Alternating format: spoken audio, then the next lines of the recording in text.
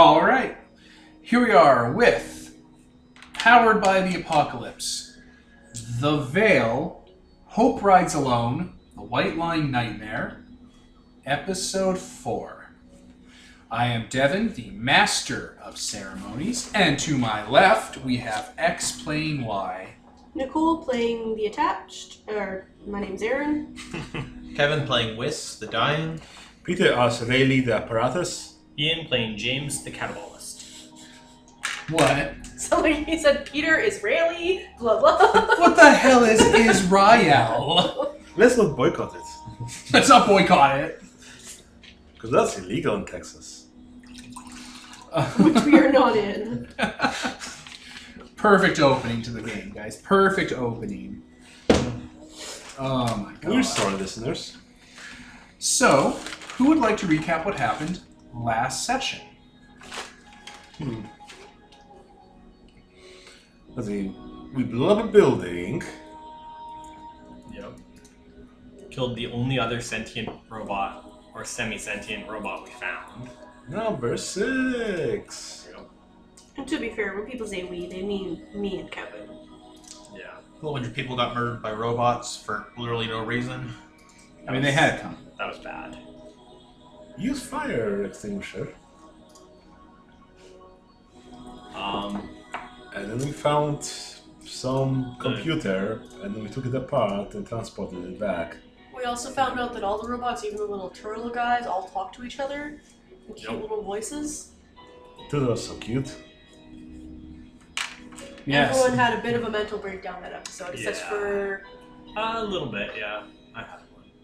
I was in the yard stairs. Everyone had a little freak out. We got emotional. All right. So, there are a few things we cover at the beginning of the session as normal. People get various rolls, right? Yes. Yep. Who rolled what, and what do we get?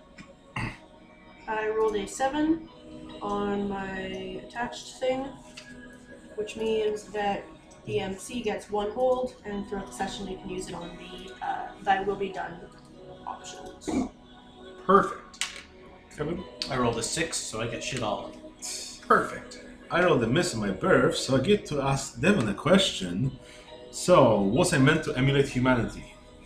Rayleigh was not built or meant to emulate humanity. They were constructed to be their own thing, and just all of the qualities they have are part of that. Okay. Do you have any follow-up to that, or any elaboration you want? I think that's good enough, I suppose. All right. I guess we will then begin. This is going to be a little bit after you guys successfully came back from the derelict city. Yep. If you want to be healed, you can. Yeah, I'm gonna heal. That's a big thing for me. Kevin, I think you were harmed as well. What? I didn't take any damage, no? You got hit. Oh yeah, light damage. So heal. Yeah, you can just be healed. It's all good. So, let's say it's been like, maybe a week or so since. Just a very broad strokes. What have you guys done since then? Have you hung out together? Have you done your own thing? What and whatnot? Let's start with Ian. Well, after getting healed, he probably talked to the doctor for a few days and tried to learn a little bit better medicine, because as you probably know, he's not very good at it. Like, he literally just chops off limbs and stuff without a care, and that's not healthy. So yeah, he's probably learned a little bit more about medicine and whatnot, and just trying to see what makes a human human, because after last session there was a lot of discussion on, how much does a robot have to know and do and emulate to become human, versus how little does a human have to do before they're not human. And so he's probably playing with that idea, talking to doctors, talking to people, trying to see what makes a human human. Cool. Yeah. What has he learned? What has he learned from these doctors? Has he come to any decisions on that? Not really. None of them could give him a fairly they all told him basically it's because we possess the ability to learn more than robots do. And his kind of statement to the doctors and whatnot was like, well, what if a robot had, more memory? What if a robot had more computing power? How much memory and computing power does a robot need before it becomes human? And their response was, oh, well, they'd have to be the size of a city before they have that level of capacity. And he's like, well, okay, but what if we built a robot that size? And they kind of just laughed at him and was like, that you're crazy. Because people in this world are terrified of that. So the city itself is sentient. Yeah. Like a brain. Mm-hmm. Yeah, what level of robotics requires making an actual human brain? So. Mm-hmm. Ray. Well, I guess my focus would be on finding more people of my kind, so probably searching the Veil, delving the internet, looking for some more, clues as to possible whereabouts of other numbers, I suppose. All right. And were you able to find anything like that? Yeah, probably following up on some of the clues we found in the apartments. Maybe I would have some leads as to that, but nothing concrete yet. So you think you might have found something, but you haven't found anyone? Yeah, I still need to follow through that. Okay. What do you think your best lead is? Probably some other facility the scavenger was investigating, or So you think it's linked to the scavenger? probably. Okay. They seem to have some clues as to the whereabouts of various interesting things.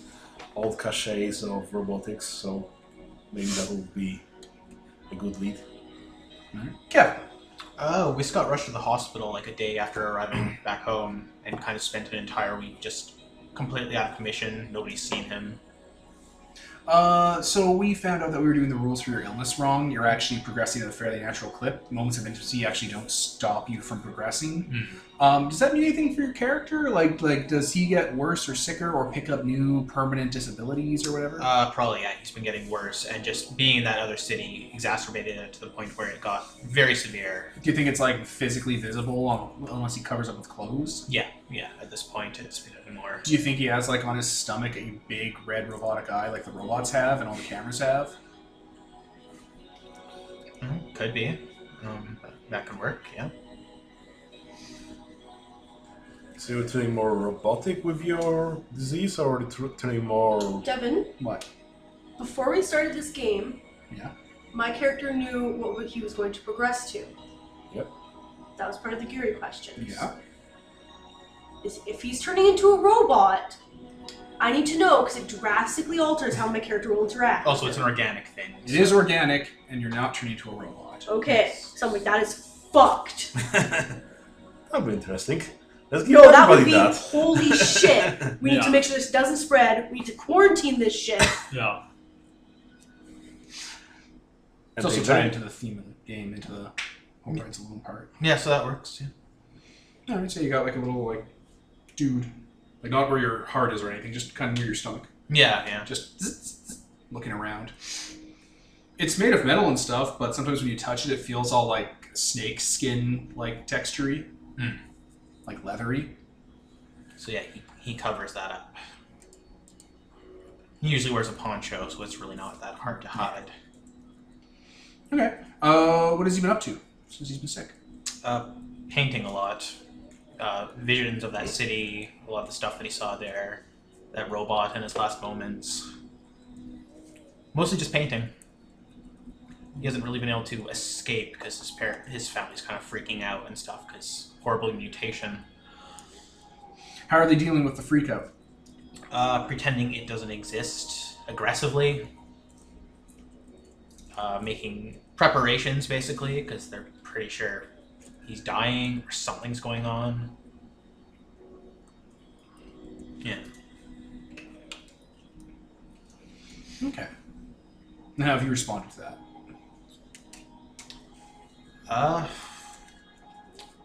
Basically, by withdrawing from everything, he does nothing but paint just all the time. Doesn't really take breaks. Has stopped eating. Just completely withdrawn into himself. By the end of the week, he's back home again because hospitals aren't really a thing. So And Nicole. I got that lady settled in. Yes. Glad someone cared about her. Jericho. Jericho. So yeah, I got her settled in somewhere. Where are they settled in? I don't know. There's just empty apartment buildings everywhere, aren't there? There are. Oh, Is that where you put them? yeah. Preferably not the same building as me, but like close enough that I can keep an eye on her. Okay. Yeah. Basically seeing how she's handling it, making sure she's not gonna go crazy. Like everyone from the city did? Yeah. She seems about fine, I guess. Does she seem fine? Yes. Well, she's away from the city, so her problems have solved. Alright. What else has you been up to? Probably hounding Armitage. Because straight up, this is a huge thing, and I want it to happen as soon as possible. Alright. What do you think the timeline for something like this would be? I don't know much about robotics, so it would depend. Like, what Okay. is... I should rephrase. What does your character think the timeline should be? That's what I'm entering. Oh, well, yeah, okay. So basically, if we can somehow make it so that all the new robots being manufactured have this thing that makes them subservient, then it would be a lot faster because they can spread it to other robots really easy.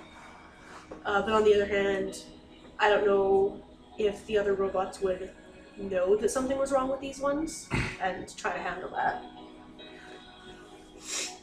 So it depends on those factors, basically. If we can infect like a manufacturing facility, then quite a bit quicker. Or like call them in for like, oh, there's an update. So your character thinks that this is something that could be put to use like almost immediately, like something that's already ready. I mean, basically. That's how computers work. Yeah, the character doesn't really know much about computers. Okay. Apparently it's like a light and flashlight in their brains and it makes them better, so... Sounds about right. Armitage is not avoiding you, but you're not helping.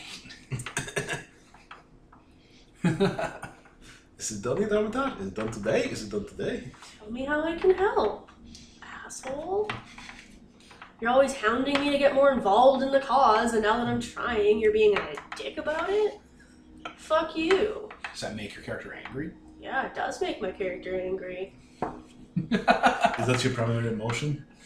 My primary emotion is powerful. Ah. Alright. I think that's good. It's a nice little cover. So, and we're back. So, we will start with, what's your character's name? Aaron. Aaron. A.A. Rin. No, E-H-R-I-N. A.A. Ron. It's a joke about mispronouncing the name Aaron. Aaron. A.A. Ron. Lloyd. Lloyd. I named you. So, you're having a dream. Oh? A nightmare. Oh no. About the day your city shut down. Oh fuck. What did that look like? I was on a train. Like You were- I was on one of the bullet trains. And then everything kind of just stopped. The train stopped. Everyone kind of crashed. Because they go really fast. You don't really realize how fast they go until it stops. Yeah. So a lot of people died in that initial crash there. And then we were trapped inside for a while as the air was gone. Yeah, You remember a lot of the sights, the sounds? I do. Smell was eventually the worst. There's a lot of screaming, and then there was a lot of silence. What about the alarms? It's on silent. I don't remember any alarms.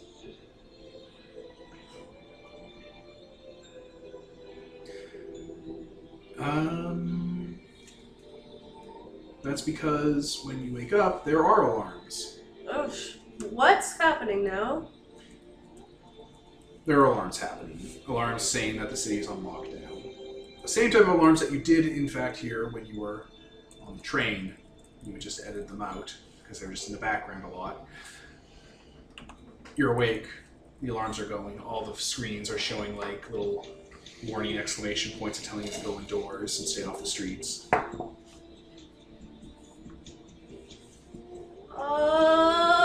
There's sounds of alarms in the background, vehicles, like little mono vehicles, and individual stores and security complexes. I'm assuming we left the quadricycle at Who can say James's that? house? Probably.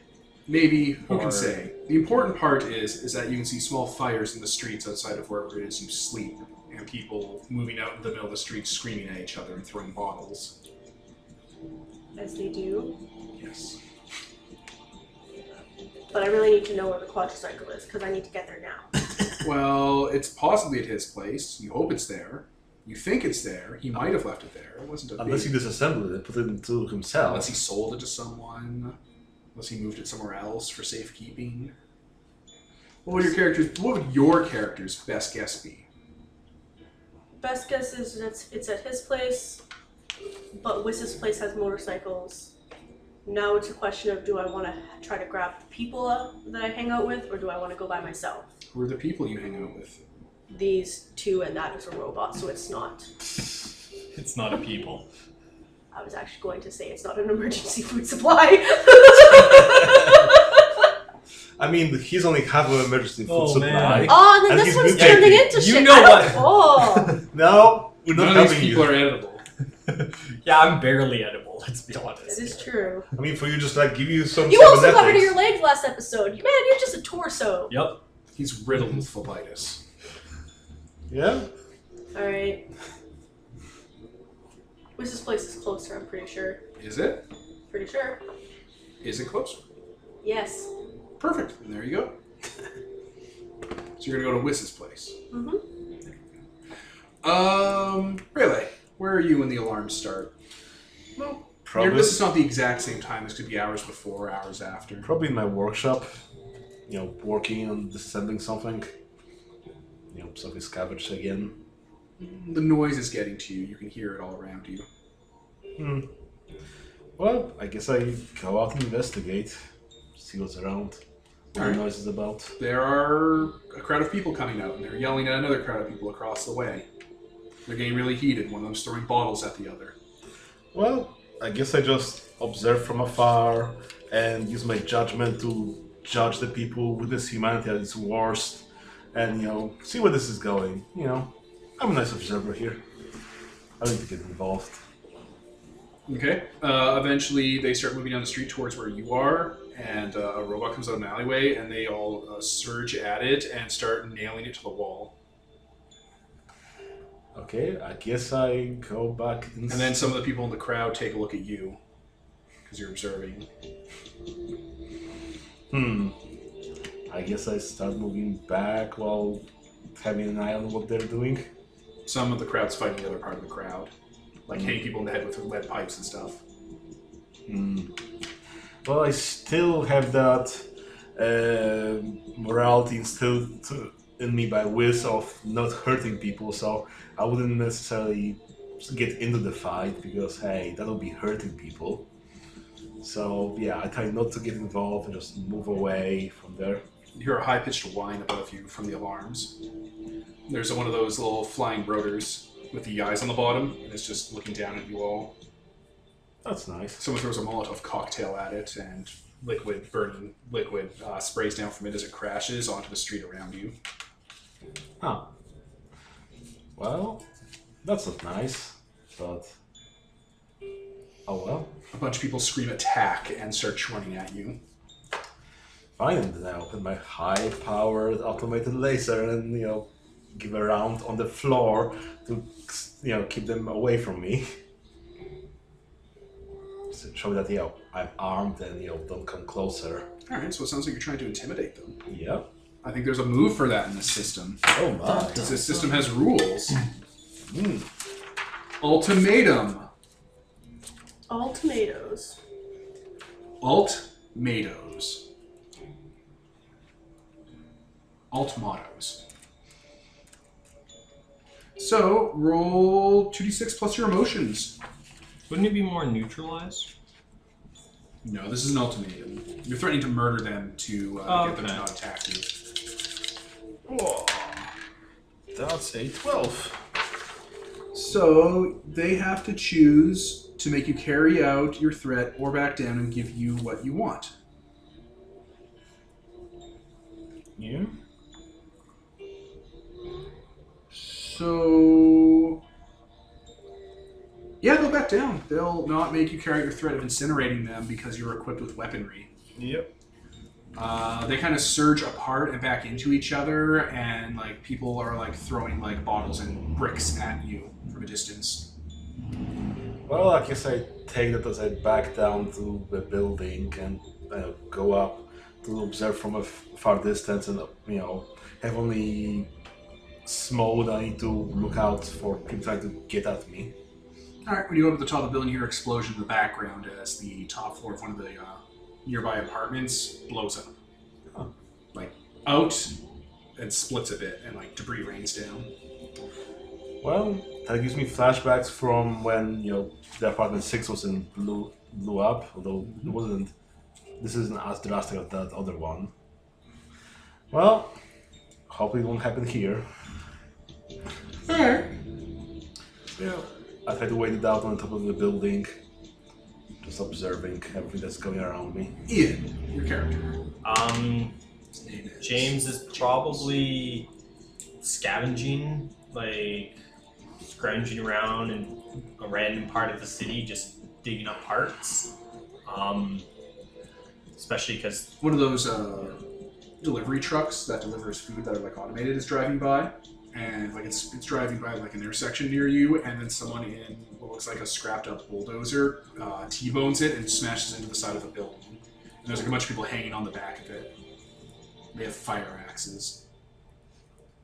okay, James is gonna like grab a few of the things on the ground that he had off to the side and just start walking away, like, keeping an eye on them, but definitely walking away towards one of the bullet trains or one of the, different parts of the city.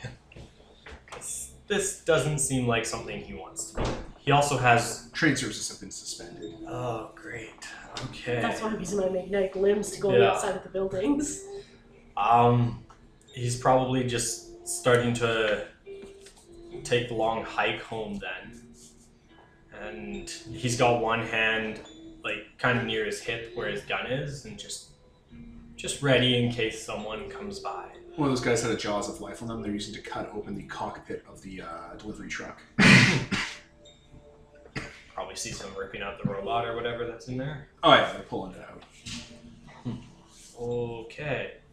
Something's going down. This is not good. How far away is your place from here? He's just healing up, I guess, so he's probably still fairly close to his place. What would you do when you got to your place?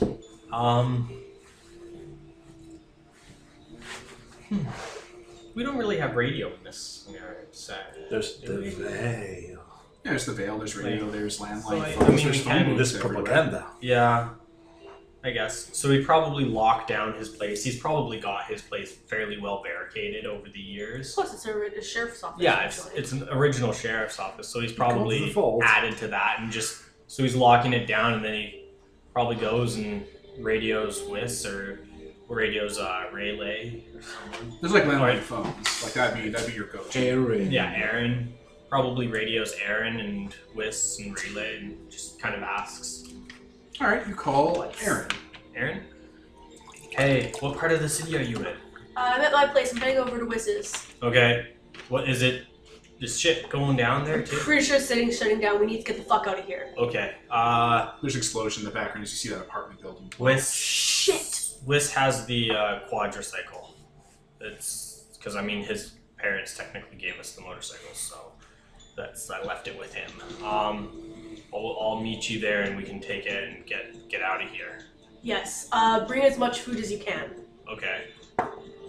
Yeah. Oh, the food doesn't keep. Food doesn't keep. Yeah. So we need alcohol. So I'll grab what I can. I think he said even the alcohol spoils pretty quick. Yeah. Like, it's fucked. Then go off the the little metal the belts, little- yeah? Fuck them. Little met tools. Yeah.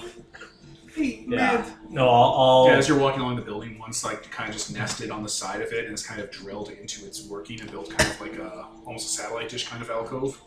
And it's just sitting there, its eye looking around. They don't have weapons usually, so I'll just keep going. I'll email or text or whatever you want to call it to Rayleigh and just basically say, meet at Wiss's, be careful. And Page. yeah, Paige. And then I'll grab everything I can and sneak out of the back exit so I Do you keep my have a lot of place. supplies? Not a lot. Basically, How much food do you really even keep? yeah, I don't keep much. So I'll just, basically some extra wiring that I have laying around, spare, wrench or toolkit, like a backpack worth of stuff, and just start running out. To be fair, I do keep as much food as I can because I remember, but the food spoils, so Womp it's womp. not going to be a lot. Yeah. Got the wizard. They have good food there, probably. Whis. You are convalescing in your home. When you wake up, like your room is fairly. Would you say your room is fairly soundproofed because your parents like to keep you kind of isolated? Yeah, it's he ran out of canvas, so the walls are just covered in paintings at this point. They've kind of devolved into nothing but that red eye over time. That makes a lot of sense. The door opens, and when it does, you hear alarms coming from the hallway, like the basically the fire system, but it's saying "stay inside," and it's loud and klaxony. And like one of your like security guard type guys might have kind of opened it and it was like kind of waving you to come inside. What's happening? I don't. You hear gunshots coming from in the penthouse. Is it a raid? Are we? He runs. He's like running down with his weapon out. Wes peels out of bed. His left arm is only functioning like partially. It's started like twitching errantly, not really quite working. And additionally, his connection to the Veil is getting weird. Like a lot of weird nonsense data is starting to show up. Where Yeah, it is. yeah. So he staggers out of bed, and just all his air tanks are empty at this point. He's been going through them, breathing heavily. So staggers out into the rest of the house, the apartment. The lights are starting to flicker and stuff in here. Like there's power disruptions going around the town. Mm-hmm. And yeah, when your hallway kind of goes down and then over to where the main lobby is, that everyone kind of set up shop in the penthouse to turn into like a living room area, like a dealing area for your parents.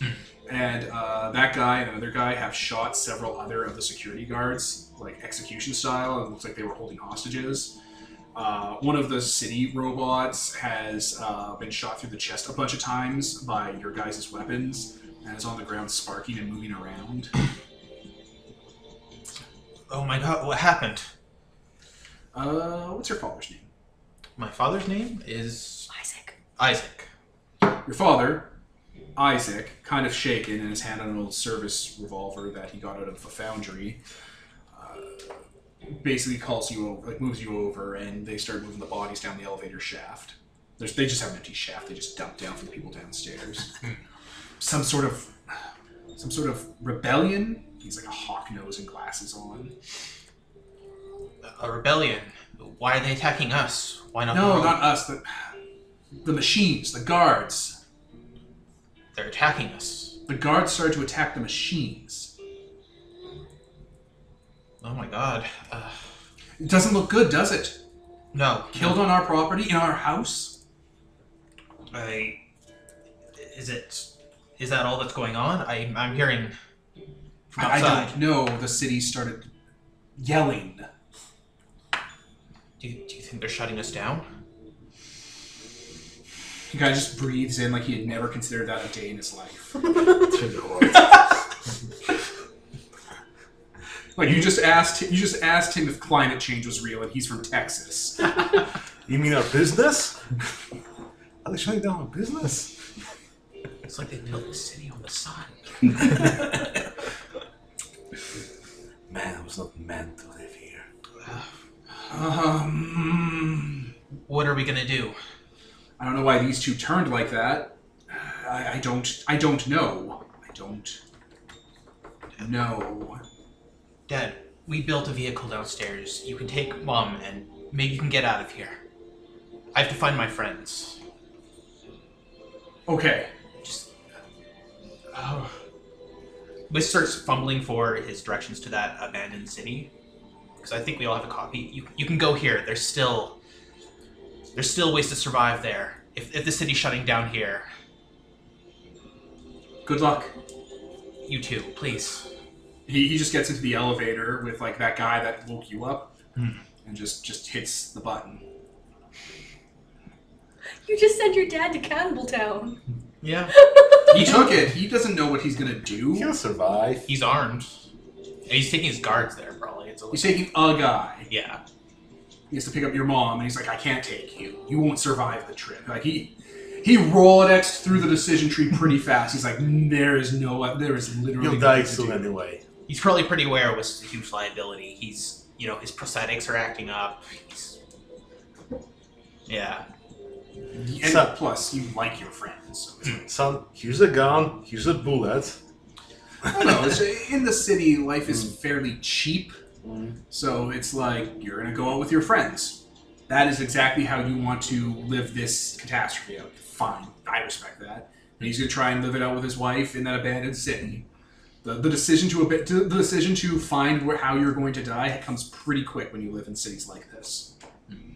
I'm going to try to contact my friends for the Vale. Your phone's ringing. Oh, good. That doesn't malfunction. Okay. I'm going to pick that up. Yeah, phones are actually on a different thing. And then propaganda goes. It's James. Hello?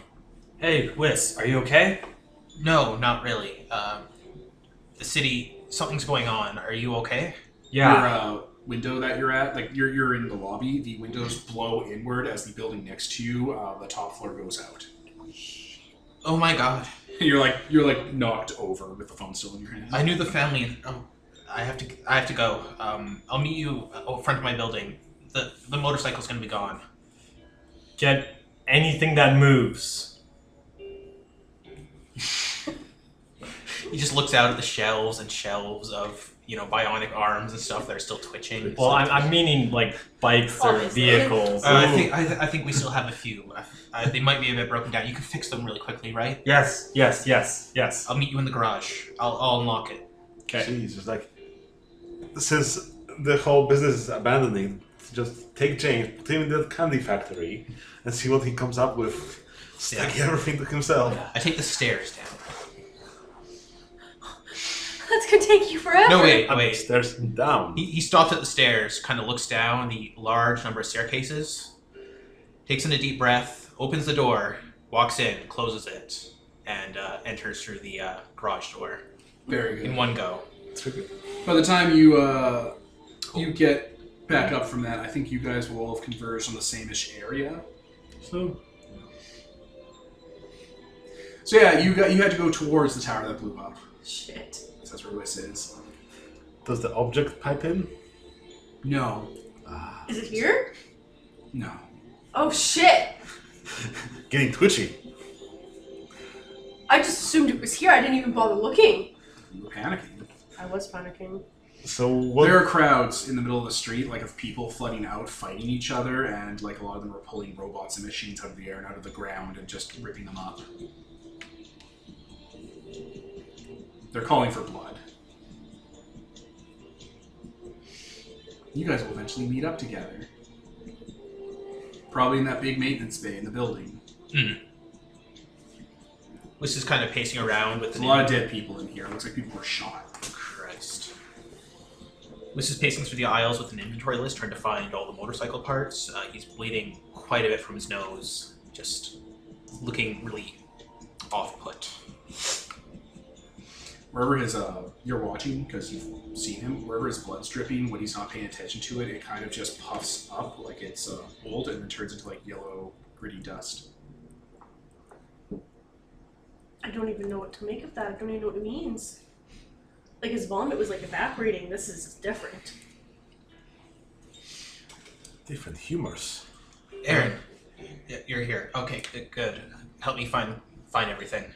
Yeah, what do we need? Where's the crotch cycle? I'm sorry. I gave it to my parents. They wouldn't have survived this. I had to get them out. Yeah. Alright, I guess that's the decision people make. Where's everything else? Around. He points over in a direction where he's kind of wheeled a few kind of broken down motorcycles. Once James gets here, he can fix them.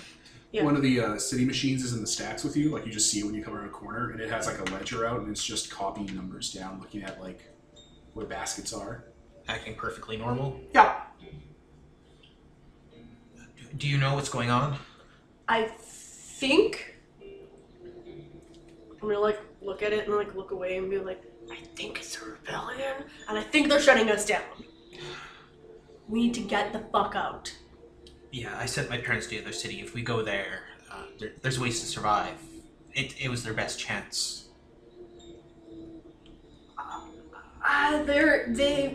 Okay. I'd rather go somewhere where air exists. Do you think they'd let us into the other cities? Do you think they'd shoot us down? There's ways in. There's always ways in. For us, you're a cat burglar. I can get places. They can't. They're my parents. Oh, I wasn't even... Yeah, your parents. I meant us. Yeah, us. Maybe we can get elsewhere.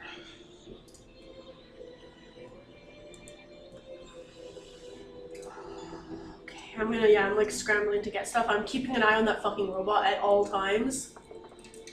I'm grabbing whatever we need for these motorcycles. Alright, you guys are scrounging parts together for when James inevitably gets here. Yeah. Your wonder engineer.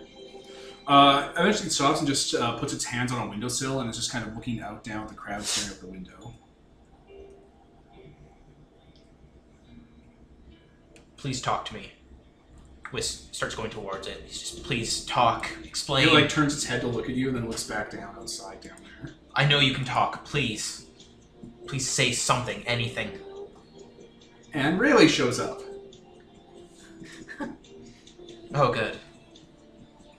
Yeah, probably by now has picked up some clothes to put on top of Covered it. yourself? Yeah, to cover my, pale, white, plastic skin. If you're able to get through crowd... do you think you're able to move through the crowds without being in danger? I think I didn't move more on top of the buildings, going over with my Did you- compensating legs. Did you go near people to pick up what might be happening? Yeah, probably once the crowd moved away and there were some bodies on the ground, and I might have just gone in to scavenge some clothes from them. All right, you can hear people mulling about. Then one group is demanding Armitage, and the other group is demanding is like basically trying to stop the other group. Demanding Armitage the concept or Armitage the person? Armitage the person. Ah, okay. Like, bring out him to be lynched, or... Yeah. Huh. Yeah.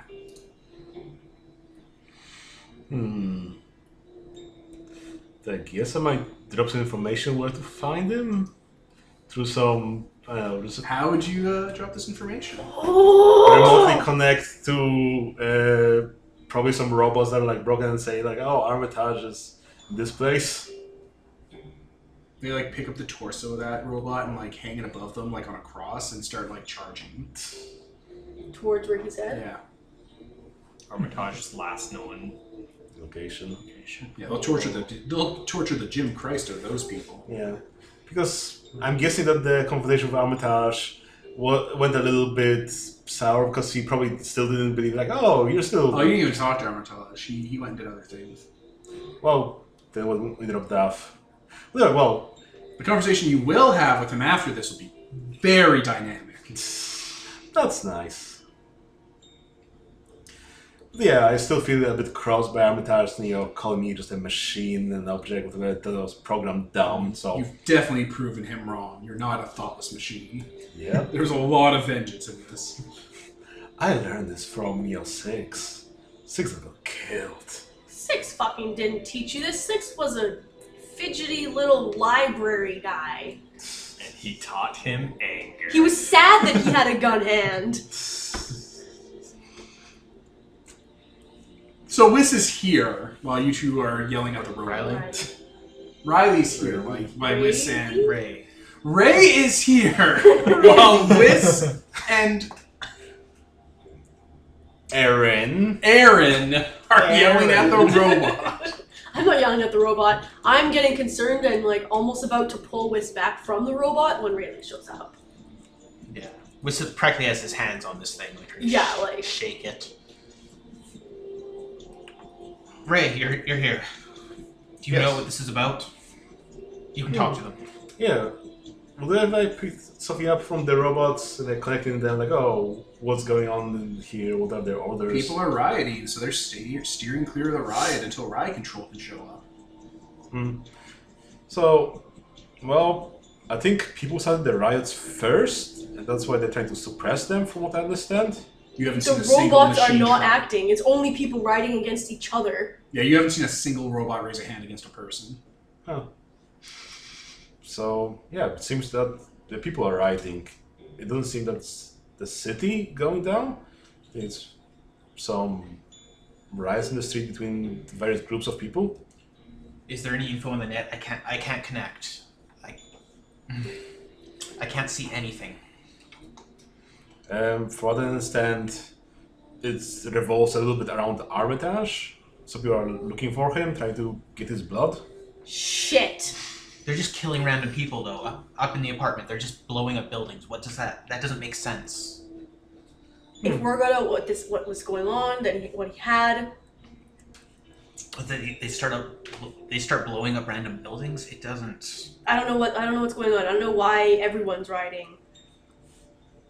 But if I don't know. I don't even know who the fuck lived there. We need to get to him though. Yeah. We need to get the computer. Exactly. That motherfucker's so big. Oh, shit. So we still have the computers in this garage or what? Where is the computer? Armitage Give it to Armitage. Ah, okay. Took it away. Away from the robot. I've been talking to Armitage. I know like where he was like yesterday. Huh. I don't know if he's still there, but we gotta go. And of course, James is down here. Oh, good. James, Yeah. everyone's riding. They want to take Armitage. We need to save Armitage and the machine to make sure all the machines are no longer evil. Please fix motorcycles. Okay. I'm just gonna start as fast as I can putting parts together.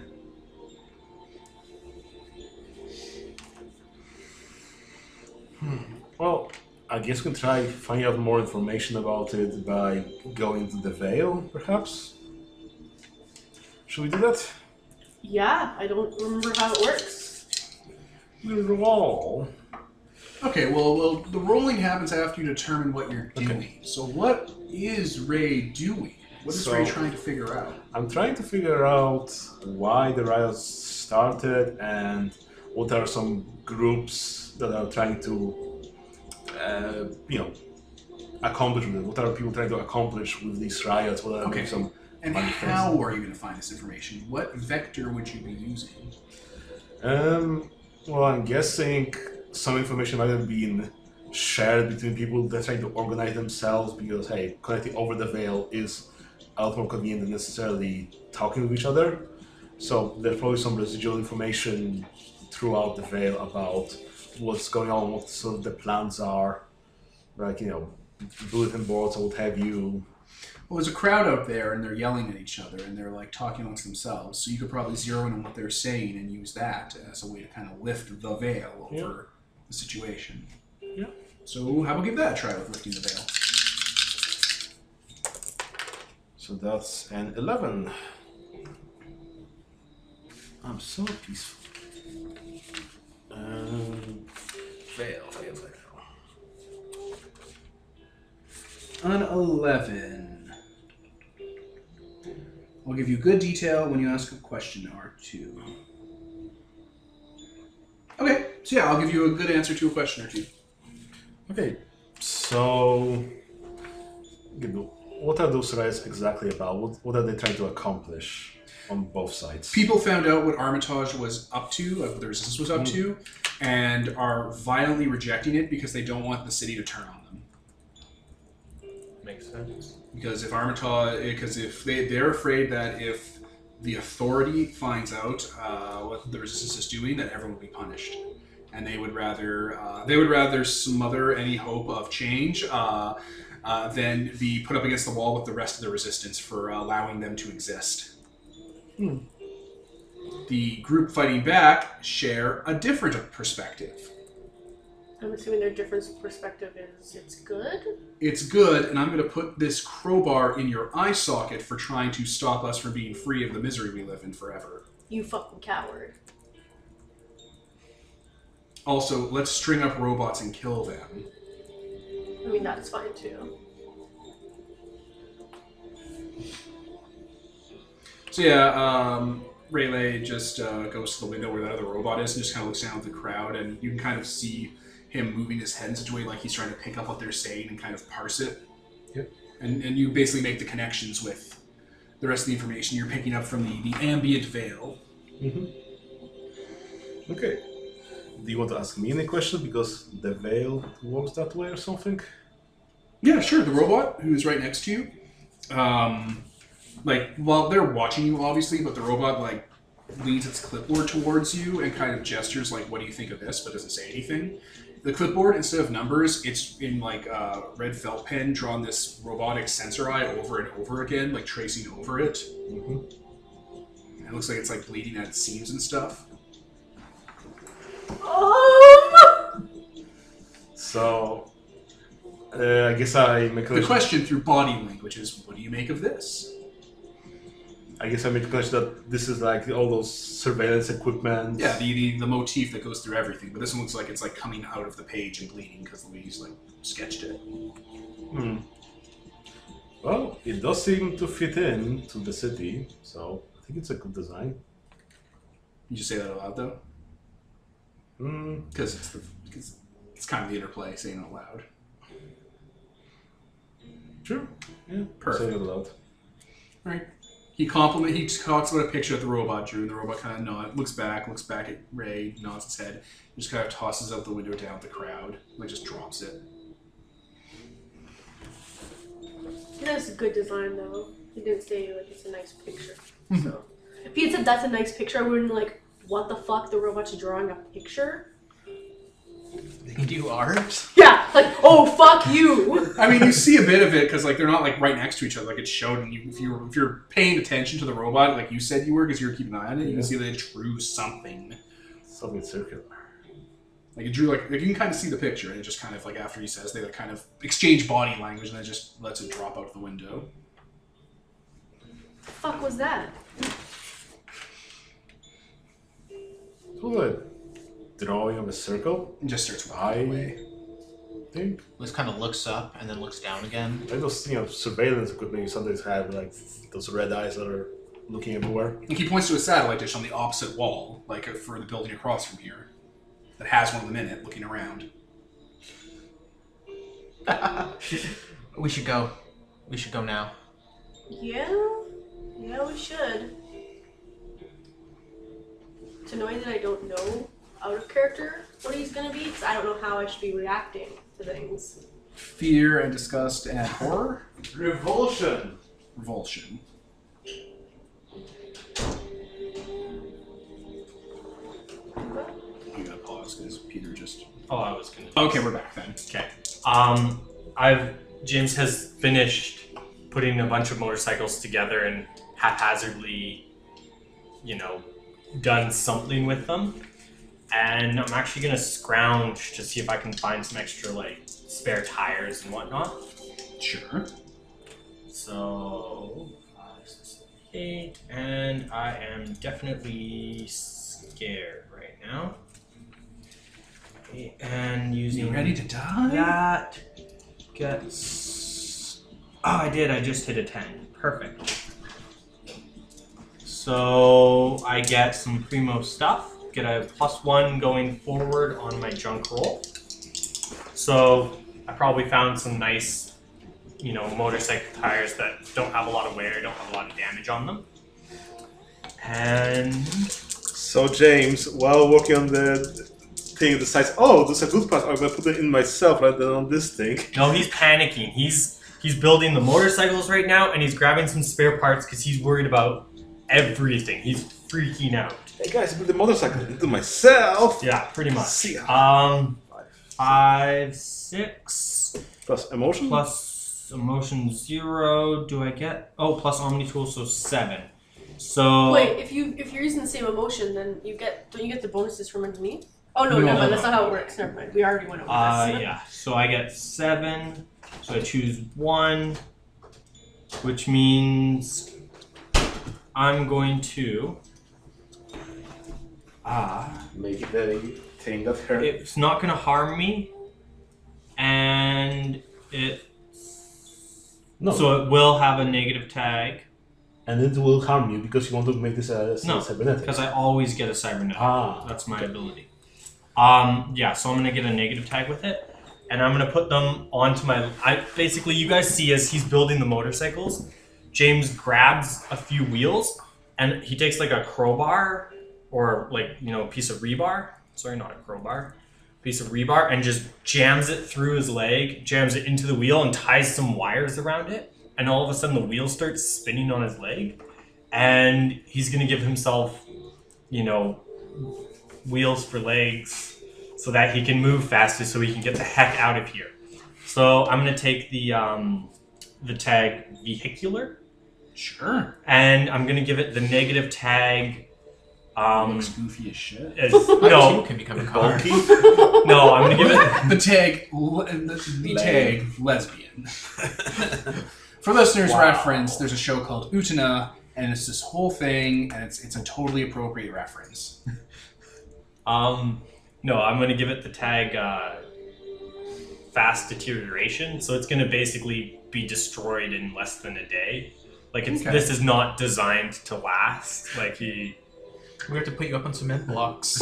Well, no, his legs go back to the way they were. It's just he quickly cobbled something together so that he could get out of this hellhole. Yeah, I got you. Yeah. So that's what James Is it still not back? What? The object. Oh, it's in the opposite window, watching you guys and watching the thank crowd down Christ. there. Oh yeah, you get horribly sick if it's gone. Yes. So what do you get when it's not around? A sickly. So I start feeling like I'm suffocating. I mean, you were feeling like you were suffocating Yeah. and you were sick. You felt like you couldn't breathe because, oh my god, the world's coming apart again. Oh no, the air is being shut down. Oh no. So yeah, I'll be looking around, being what the shit is happening. I'm gonna look out the window and be like, okay. I can die now. Okay. I'm gonna be like. But yeah, from context, Which one are you Whis talking? is really hard to keep track of the names. Hmm. From context, Whis, you can find out that some of the guards were arguing with other guards and your parents, and just killed that one robot that was there, and it turned into a bloodbath. People got extreme fast. Because when you kill a robot, that tends to cause others to flock there and get pissy. Plus, they were trying to get your parents to tell them where Armitage was because your parents knew about Armitage. Oh, I'm really glad I got them out of the city.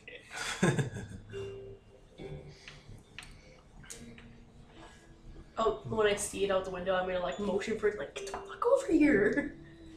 It blips and now it's beside you. Fucking do that. I say to no one. Let's just accept this at some point. He knows that there's something there. He doesn't know if it's in your head or not. Whenever you're looking at the thing, it's staring at his stomach area. Whistles. Well, for the listeners. Yes. Yeah, I look where it's looking, and I follow its point of view to Wiss's stomach. Look up at Wiss's face, and look back.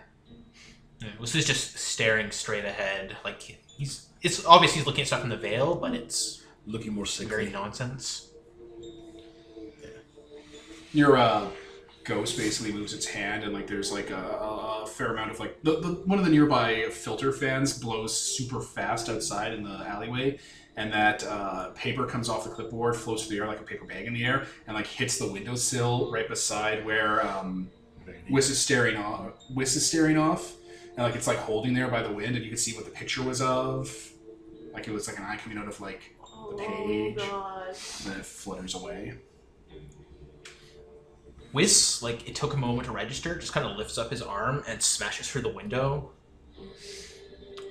Oh, the window's open. Oh, yeah. Oh, okay. That's why the robot was staring down, like looking out the window. Oh, I thought it hit the opposite window, which was closed and was sticking there. Never mind. Right here, right next to you. Yeah, yeah. Oh, wow. I thought there was more time. Motorcycles, how are those? Ready. You guys notice it's very poorly done. Like, even for him.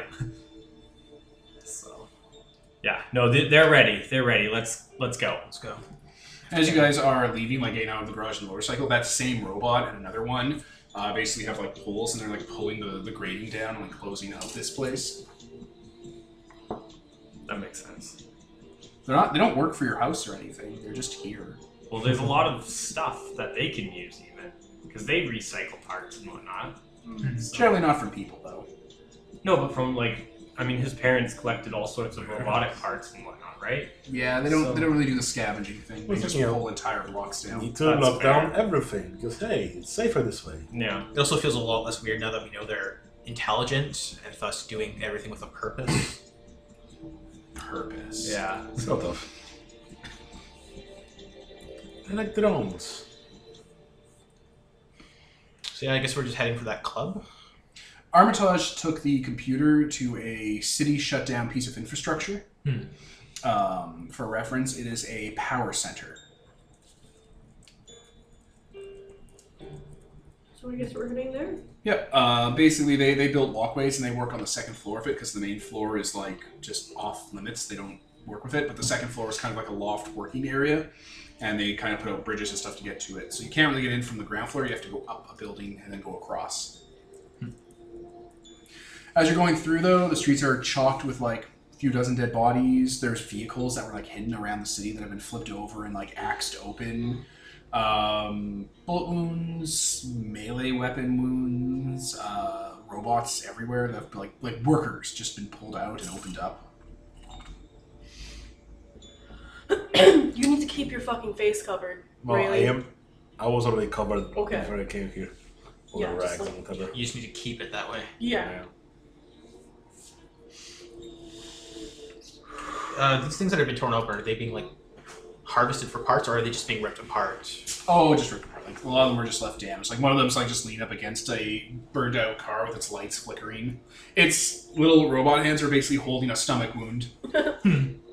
Vandalism. What, property damage?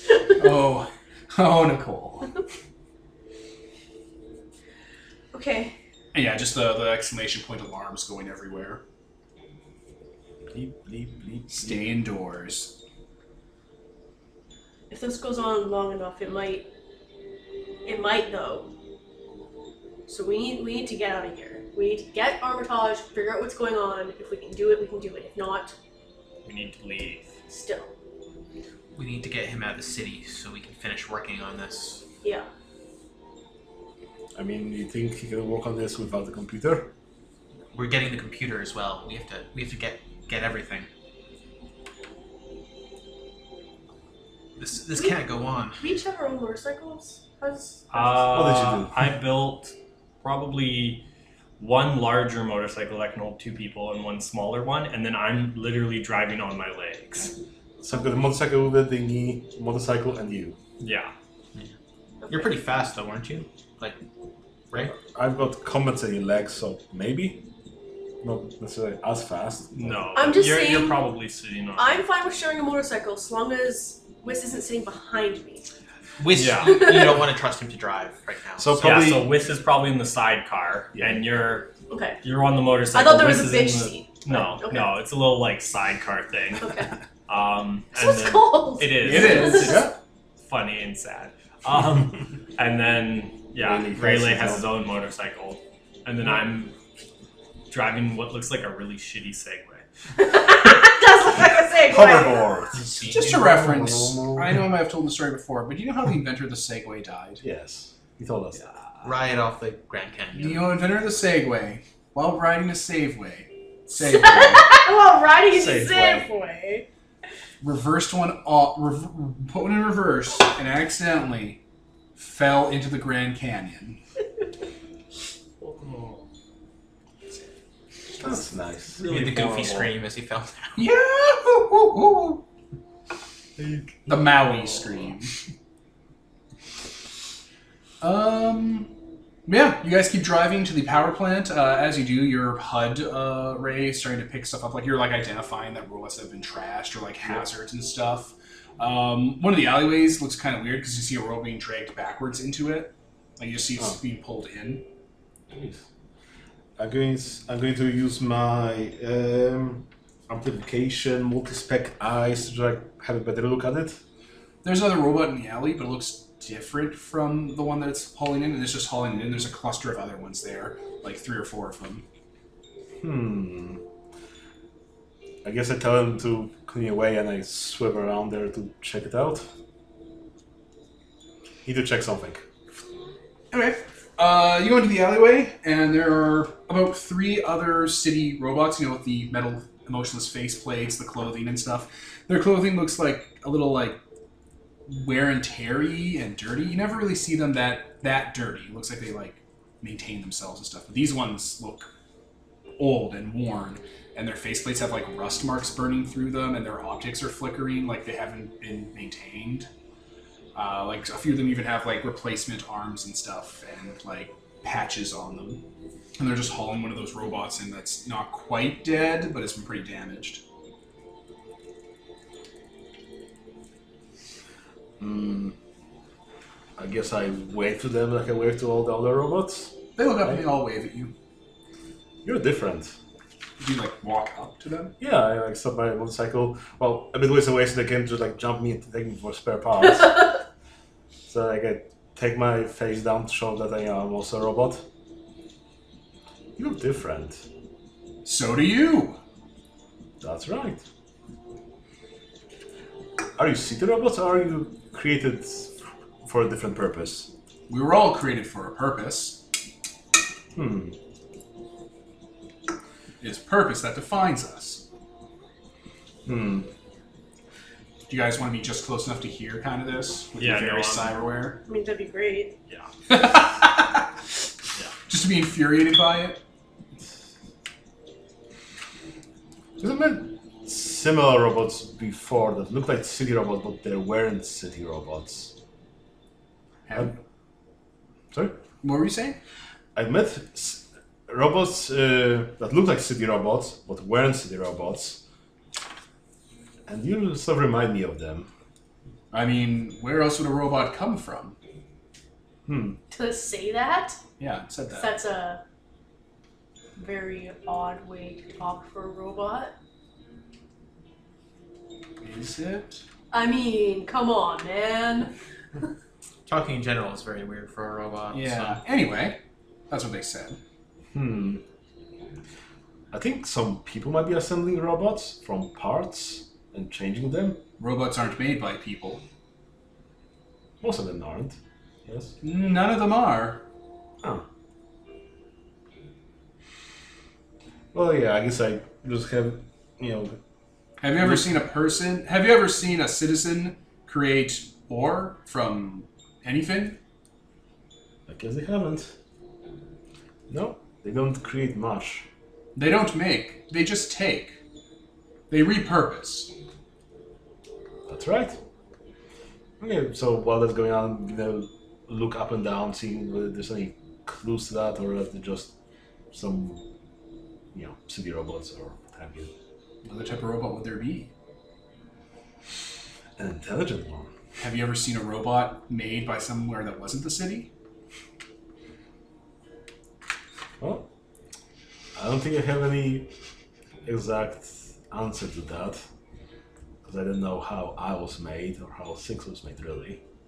I mean, he was made in the city. That's By right. definition.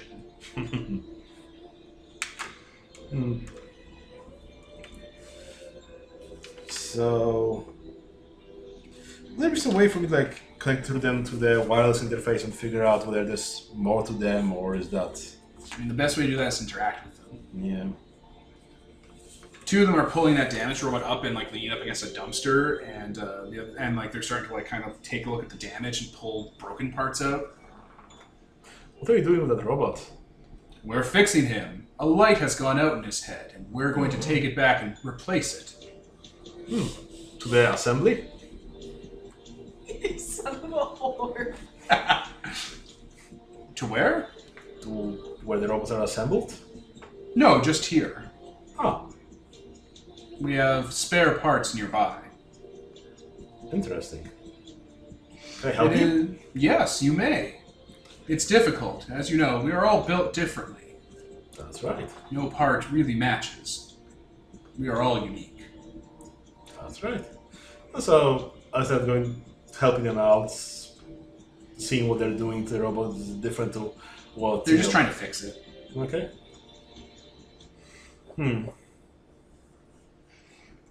If you help, eventually you'll be able to just fix it, and it'll take like 10-15 minutes. Yeah, I guess I do help. It spins up, it goes through its startup. Greetings! Hi. Hello! The other three, hello, hello, hello. What happened to you? I was attacked. Oh no, who attacked you? A mob. That's bad.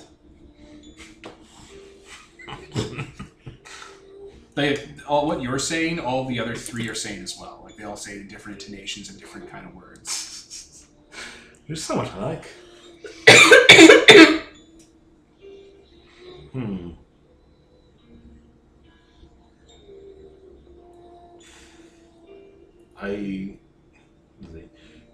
I guess I should check you for the memory damage? That Interface? won't be necessary. My memory was wiped when I died. Oh. Okay. Were your memories wiped as well, or do you still have your original memories to other robots? Well, we have the memories we have. How much memory do you have? 2,000 megabytes. All we'll need for our entire lifetimes. It's not that sentient then. Yeah, I don't think there's any angle I can think of to confirm what How you many meant. do you have? I have 13 gigabytes. Well, kind of like, that's a lot. You have a lot of memory. That I do. I'm looking for similar robots with high memory. Have you found any? No. That's unfortunate. I guess I can take some of those approximate location I was researching and saying that, asking them, oh, are you perhaps from any of these locations in the city? They are not. Huh. If you talk with them long enough, the location they give you is that city you came from, the dead one. Ah, that one. Interesting. Okay, I guess that's it then for me. So I just wave a goodbye and The 5 of them now are like, goodbye. go on a motorcycle and drive off. Everyone else is just kind of hanging up by the alley listening. Vroom. I don't know, if you took like 15 minutes to repair a robot while we're trying to save Armitage, who's, Well, got a time limit here, would we have just left? Yeah, I wouldn't have stayed around for him to fix a robot.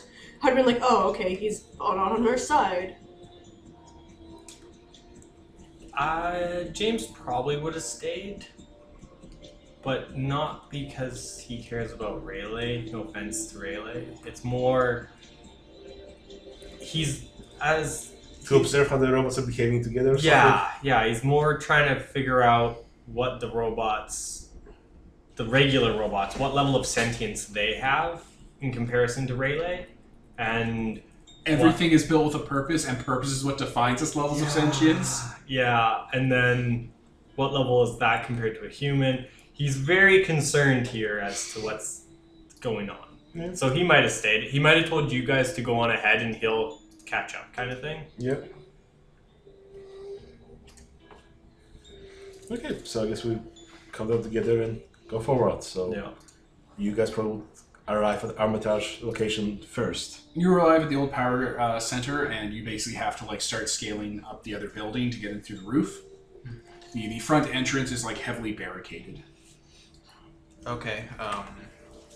Like how barricaded? Like there's stuff thrown in front of it? Stuff thrown in front of it, and it looks like big city-sized industrial doors have been welded shut, and built over.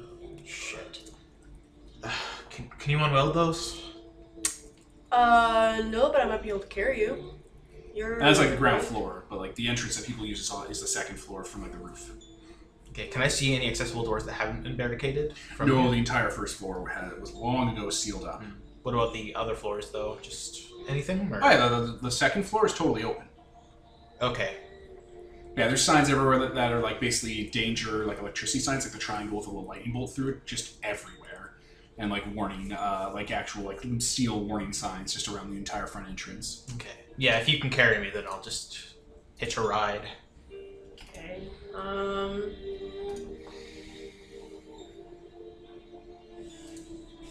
It makes me uncomfortable, but I think the best way to carry him would be if I was going to do a piggyback ride. So you can feel that horrible. Yeah, that makes me very uncomfortable. Stomach eye. Which probably just feels like nothing underneath his. Still, she knows it's there. Hmm. She's very unhappy about it, actually. The point she's gonna refuse, or No, she already said Promise. that like I'll carry you, and then she's like, oh, that's how I'd have to carry him. Get close. There's not that. Well, that's how it spreads Ugh. from the stomach. Well, he was born sick, as far as I'm aware. We're all born to die. I wish I had monkey feet. You could just magnet your legs to his arms and lift, and like Magnetic just arms. use your arms to like, climb. is she showing like active hesitance about actually letting him? Yeah, I think- she's like, oh yeah, I'll carry you. Then she's like, oh, I need my arms to. I guess that means. Figuring out how to do it. It's fine. It's fine. Here, let me just. He just kind of staggers off to another building, and just walks into a door there, and then he's up above. Okay, because I'm like, is there gonna be like a hesitation, like a delay here? Because otherwise she's gonna be like, where are you? But that's the wrong building. It's just the moment he opens that door, a door opens up above, and he steps out. What? The edges of that door are covered in that yellow dust. Like that sulfury kind of dust. Kind of runs his fingers along it, just What? to see what it is. All right. I didn't know they could do that. All right, I'll climb up. They being humans? No, they being what he's turning into. That's fair. So I didn't want to show you that. I'm sorry. Yeah, it's all right. Just yeah. Let's not. His nose is just bleeding fresh again, but let's go. Yeah. If we can find a way to the bottom floor and get the doors open so James can get in. No, I'm pretty sure there's electricity all up in there. I think Yeah. that's what those signs are. He can probably get up pretty easily, or we'll find a ladder or a rope. Yeah. It's fine. As you guys are doing that, you guys show up. Okay. James takes one. How tall would you say it is to the second floor? About Factory 10 floor? feet, 15 feet, 15, 20 feet. 15, 20 feet. Okay. James will just basically grab Rayleigh and throw him up there with his arm. Get fucked, Rayleigh. Come see your Rayleigh's like, legs. I have compensating legs. I could have just jumped. And then he'll build a little bit of a ramp out of some stuff and drive himself and try and fly, and then use his arm to just grab onto the railing and pull himself up. Segway. Yep. You guys are up. You're all at the top of the roof, congregated together. All right, let's go on inside. Do you think he's still here? Maybe. I hope so. Well, while you guys are walking up, Rayleigh, your HUD basically highlights the city infrastructure, and it's all like it's basically telling you that it's been decommissioned because it has severe problems. Oh. And it's like giving you a little load of the problems. What are they? It stopped producing power one day and started consuming power like a decade ago, which is pretty bad for a power center. Pretty bad. It's the opposite of its job. Yeah, it's been draining energy for like a decade. So the city decommissioned it. Like just boarded it up. They didn't turn it off or anything? Is it still draining energy? Yeah, it's still running now. Wow. It's an actual negative load on the city. What? They didn't... I mean, City's not exactly it's the same for the people, right? I guess, but... They're just a drain on the resources and everything. It's fair. And it's only taking away light and oxygen from you guys. The city has plenty to spare. Just, put some more coal into this furnace. Yeah! Oh, it has those big machines that just rips it out of the earth. Oh, man. These giant fucking pools of like coal mines and stuff and sludge and offshot. Terrifying. Absolutely terrifying. This is fine. Oh, this is fine. Alright, so you guys, there's basically the building beside it has like a walkway put down, and you guys through various means have gotten up onto it, and there's like a door that lets you go on in that's been like fixed up and stuff. So, they know me most, but I don't want to be shot if I walk in there. So... Said the droid. Oh wait, buddy! I say to no one. Can you check out and see if they're in there? And if they're gonna shoot us when we walk in there? It walks through the door. Comes back in, no one at the door. Oh, okay, cool. Alright guys, we can go in. My friend told me we can go in. I'm just gonna straight up say this now. Let's go. Okay. I'll open the door. Filled with bullets. I know, right? Dead character. See you later, Ian. Oh, Dead character. You trusted a ghost! Dumb bitch. Second Rookie ghost. mistake. You open it and it leads into a stairwell that heads like kind of down and then plateaus into the second floor area. Because you're like on a little roof box top. Okay. I guess we'll start walking down. Yep. Yeah. Are you guys following suit? Yeah, totally. Alright, it leads to the second floor of the power plant, which is this big catwalk-filled area that's been like changed around and gutted to be kind of like an HQ for the Resistance. And there are people here, including Armitage, and they're just kind of moving around, like putting like soft packing material and wrap around some of the computers. What's going on? We're moving. Probably for the best, considering all the riots. Yeah. How did word get out? Someone talked. Someone in a bar, probably. Where can we help? He just kind of gestures to people packing. Are any of those computers running? No, they're off and being, like, kind of just stored. Okay. So is this more than just the one that we put in here? There are probably loads. No, like the computer itself was made of multiple parts, like data racks and stuff. No, asking whether there were more to this. Well, they have been using this for like a decade because hey, this is the giant computer center or base of A lot operation. of boxes and crates and racks and not like a lot of like electronic equipment. But they do have like kind of the area that leads downstairs kind of blocked off. Okay. I think we'll just help pack things. Yeah. Such as you can. Yeah. Okay. How are we gonna get out of here? We'll have to go through downstairs. Tunnels. Sorry, I'm remembering the big O. No, we got a car. We got a truck coming. We'll just load it all into there from the downstairs loading area. People have been attacking trucks in the streets. Well, we're hoping we can drive faster than that. Do you think we can cause a distraction? If you want to give it a try. Okay. We can leak out info into the net? Whereabouts? Yeah. Yeah. Let's do that. Try to set them somewhere else, far away. People might not be paying attention to it.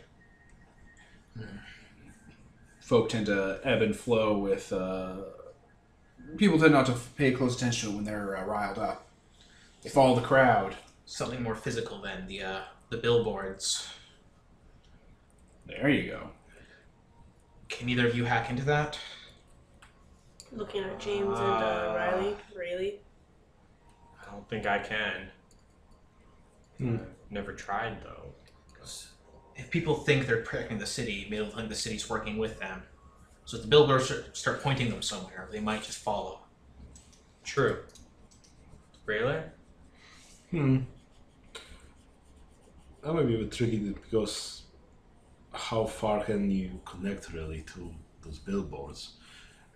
Some of them are really big. The bigger ones are just 1 or 2 even.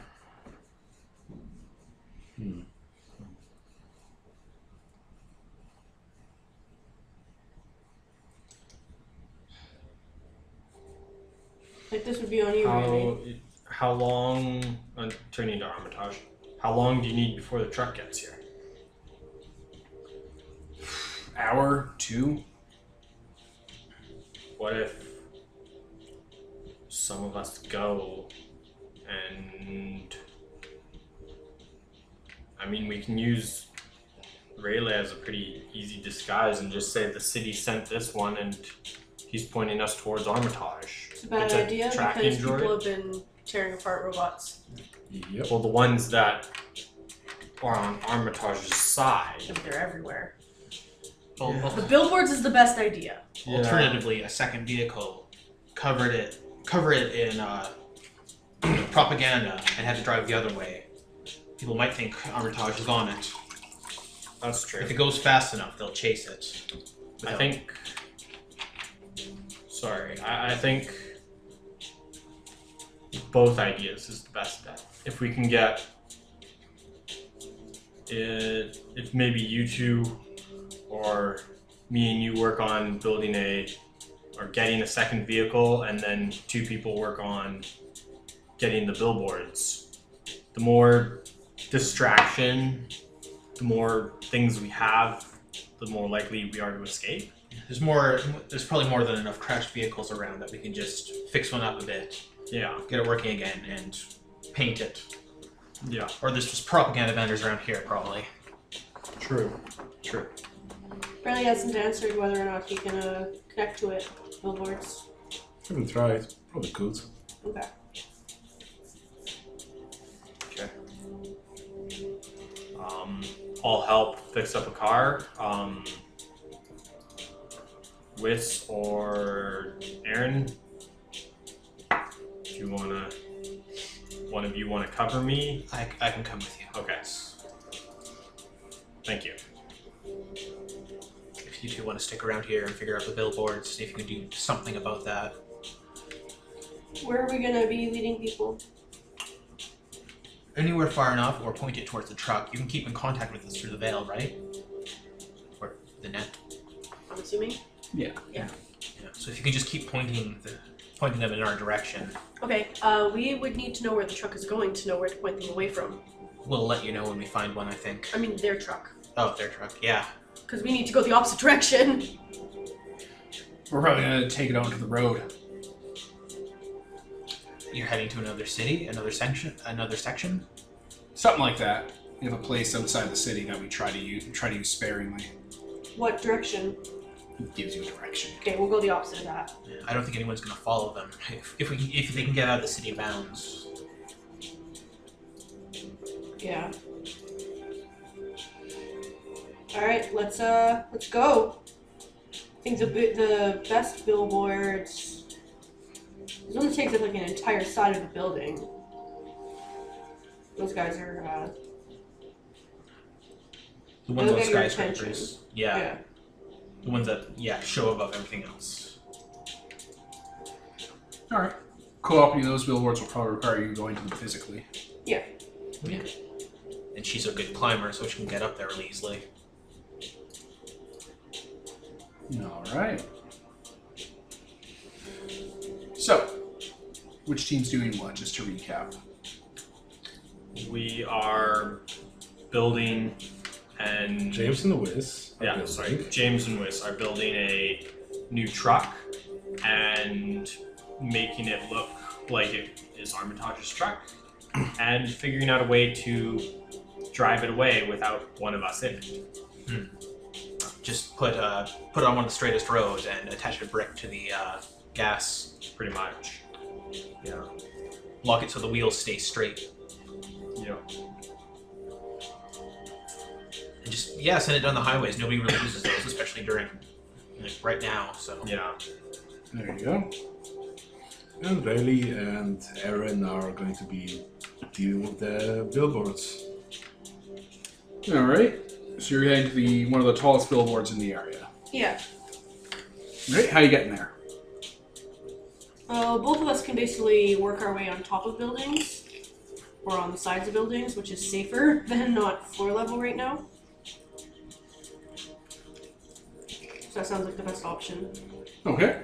You're able to avoid the crowd and the riots, which are just in full swing. People are just freaking out. Yeah. I guess you don't see many of the robots around. Other than being torn apart. A lot of the robots, like ones that get caught are, but for the most part, they're just not around. Their presence is really reduced. Probably for not the best, but for their own good.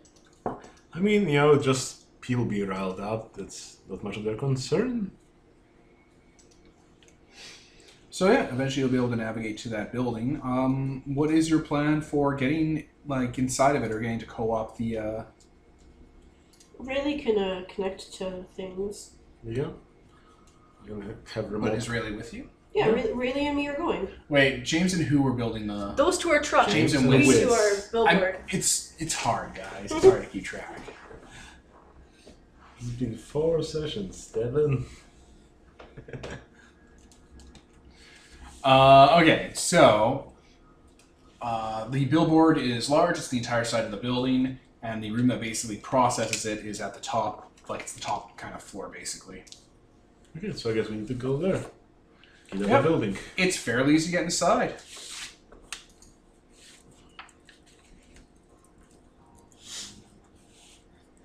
We don't know where to point people yet, though. Other direction. Yeah, you Don't- do know. Oh yeah, other Remember? direction of this. I don't have to define north Yeah. or south or anything. You Yeah. guys got it. So what do you want it to say? Have A over an arrow or something like that. Armitage is going this way.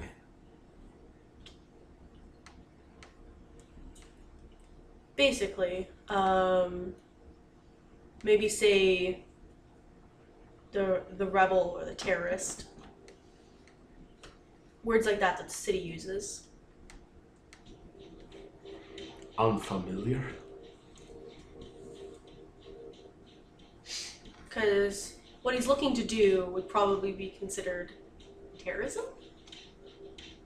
And he's at least, Terrace is pretty good. yeah. Standard stock words. Yeah, Okay. basically messages of every good citizen should know kind of thing. Okay. So we're using some of the sleeper organ to point people the other way. Alright, so yeah. You guys get to the top of the building, you go inside, and the top floor, the little penthouse kind of floor, is just this big room full of spools and generators and transformers and stuff that are in racks of reels and stuff that are just directing the images that are on the front screen. Yeah. So I guess I connect to it and start to rework some of those reels to be of our message we want. Well, that's not really how that works. So we need to record something? or- Yeah, you'll have to make something, and there's tools for it, but it's not you're not just plugging in and just doing stuff with magic. You have to. It's all very analog.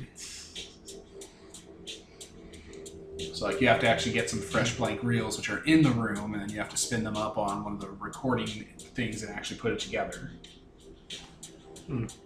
Okay, assembling it, I suppose. Recording actual voice and stuff. Oh, he's got a robo voice, so it sounds perfect. Exactly.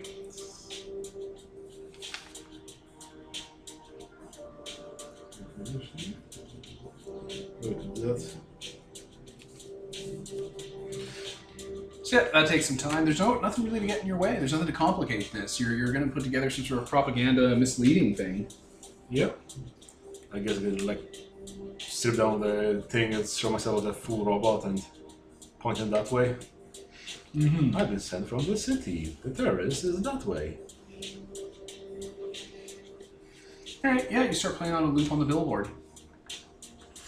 Meanwhile, you two, you're scavenging for parts. People are going to start showing up to see you because you guys are out in the open. Can we tell which side they're on? It's a mob. They have like torches and pitchforks.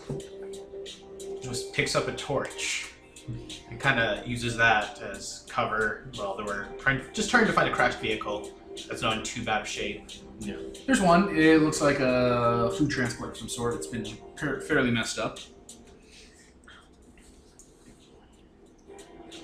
And these people are approaching. They're kind of like moving over the area. They don't really like. They're not going to ask, what side are you on. They just kind of move on through.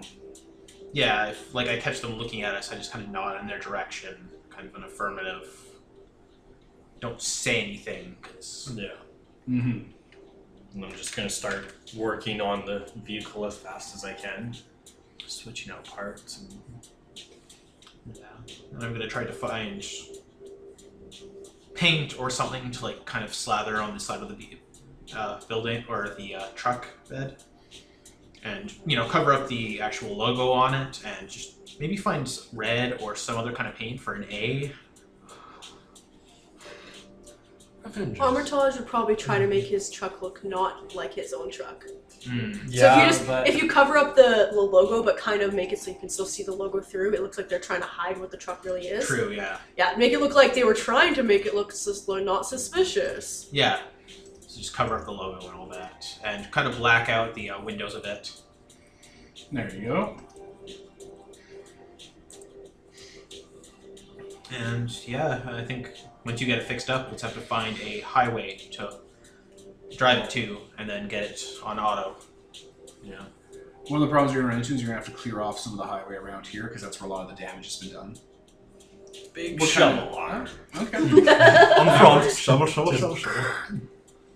And I'll put a plow on the front of it, and I'll reinforce, parts.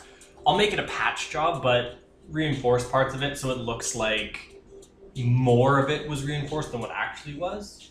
So people kind of just, if they see it driving by, are like, because he's blackened the windows and, dimmed the logo a bit, and then it's got some patches on it, they go, wait a minute, someone's definitely altered that vehicle and made it, it looks more like an armored car sort of thing rather than... Makes a lot of sense. Yeah. All right, well, the two teams then, you'll eventually converge back into the area. Are you going to set the truck going now or later? Once they get the signs ready to go, that way they can have it at the same time. The signs begin. Well, once the real truck's leaving, probably. Because we don't want everyone to figure everything out before their truck even gets here. Yeah, so it's a 3-tiered thing. And Yeah. once we get the go to, we'll set everything off. All right, when you guys come back and are getting stuff prepared, because presumably you guys come back, set up a remote or a timer or something you can call into there to make it the sign change. Yeah, they've opened up these kind of service elevator on the second floor to the first floor, and they're loading stuff in there. Are you almost ready? I don't know how long they're going to take to get here. Yeah, we just got to get everything down and into the loading bay. Yeah, I don't think there's much we can do to help here either. Just carrying as much as we can, but that's about it. Not a lot to do. It's kind of just the end. providing a lookout. Yeah, just kind of keep an eye out, make sure no one's watching. Alright, you guys get into the elevator and head down to the first floor. The first floor is different. It looks like the interior has been radically altered and gutted. It's basically a cylinder that's drilled into the ground that goes like deep into the catacombs under the city, into the superstructure. That has like thick transformer cables moving up, plugged into it, and has like a big electromagnet in the middle spinning around, creating actual Tesla-arc electricity from it, like superheating the coil and like giving off like a molten glow. What could you possibly need that for? We didn't make this. So this thing has just been charging nothing? What is it powering for 10 years? I don't know. It was here when we got here, and we don't bother with the people down here. Oh, there's people down here. He kind of points to the other end of the room. There's like a lot of like computer consoles and like electrical station consoles that have been converted into other things that have like dials that are going up and down in rhythm. And there's just robots down here. They've like painted their faces and stuff and are wearing different clothes. They have those warning. They have like red and black kind of like stripes, or red and black and yellow stripes, like electrical hazard and construction stuff painted all over them. They've changed their clothing to have the same pattern, and they've like seared the hazard electricity warning into like the back of their heads. Oh. Okay. And they're just at the back of the room, 15 of them, watching you all. This place is decommissioned. What are you doing here? Yeah, they don't talk much. I just was wondering if these ones did. They normally don't, but... Right? Oh, you know that they don't talk around people. We have a sort of agreement. We probably shouldn't Yeah. antagonize them. Fair enough. We've come too far already. If we Yeah. mess this up. Okay. Yeah, they just start moving stuff to the loading bay. When you guys kind of move away from the area, they move back to the center kind of thing in the middle of the room, and they start like moving dials and like moving like manual cranks and stuff. I guess if other people leave, then I will talk with them. Yeah, they don't talk to you. No? Oh. I guess I observe what they're doing and they figure out what's going on. It looks like they're regulating the power here. Like this thing's taking power up and they're sending it someplace else, and they're just regulating it, and they're just making sure everything's balanced. Okay.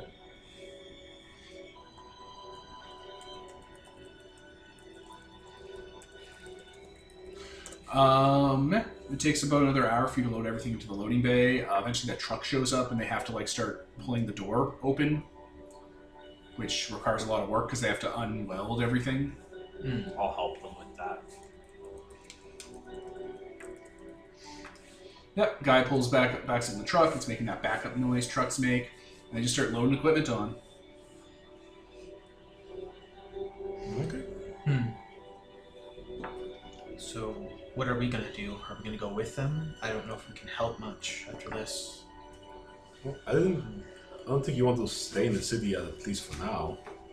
Yeah. So getting away for a while might be good. Going with them at least to see this through to the end. I want to know if we can turn some of the robots to help us. At You're, least communicate. Your Spectre is like skitzing out like a dead TV channel every once in a while in here. I know a lot of people in the city. I want to make sure if they're okay. I don't feel right just leaving. Also, any metal you guys are wearing is like pulling itself towards the center of the room. We're Except- having metal in all of us. Yeah, I know. Any you're wearing like on your clothes Okay. and shit. It's pulling itself like lazily, not like you're being murdered. I would have mentioned that when you first got in here. But except for Whis. Whis's don't. Nothing he wears does. He doesn't even notice because it seems really subtle. Like all these people have stuff on them and it's all kind of just pulling. Like zippers on all Yeah. our clothing. Yeah. Exactly. We should Dude. get out of here. Yeah. Who do you want to save, Whis? Like, there's Just, my family had a lot of employees. I'm sure they're out there. wouldn't they be in the building? They're probably rioting. Escaped. I don't. This doesn't seem like something that everyone would get involved with. I don't understand it. The problem is where are you gonna find them? How are you gonna save them? I don't know. I don't know how to handle any of this. I had to send my parents to a dead city because I thought that this one was being shut down. What if the robots do step in? What if they do come in? Maybe they won't shut down the city, but what if they start coming down on everyone? You see what they do when you step out of line. Yeah. See what they do even when you don't step out of line. Like, we have the programming. Armitage has the programming, but we don't know how long it's going to take. What if it takes years? What if it takes beyond our lifetime? Each robot is different. Might be hard. As long as we can get it to work on one, if we can do that, then hopefully we can continue from there. There's always new robots, though. This isn't something that we could solve in days. This isn't something that'll be solved right away. Well, if we can get it to a manufacturing facility, maybe we can hook it up to that.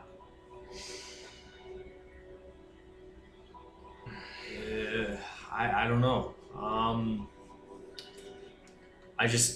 If you run away now, who are you gonna save? Who are you gonna help? I'm not saying don't, but you don't even know where these people are. You do know where this is, though, and you do know what the level of importance this has. I mean, the riot started like, what, a couple hours ago, so by now probably everyone has moved somewhere. I don't think they'd be just staying where they were. What am I even going to do if I go with you guys? What help am I going to be? I'm barely functioning. Kind of, like, lifts up his one arm, which is still twitching. I'm falling apart here. I'm scared. There's a hissing noise from the center of the room when he says that. We all are.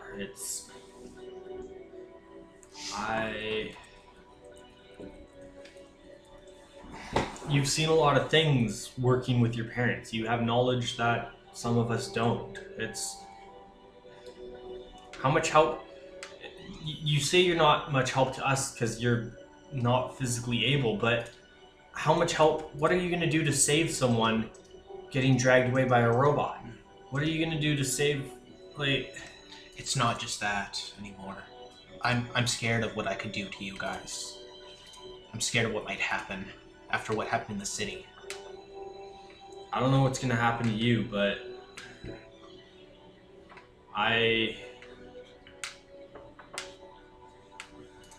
don't know. If you want to leave, that's your choice, but we could use all the help we can get, at least for now. Aaron?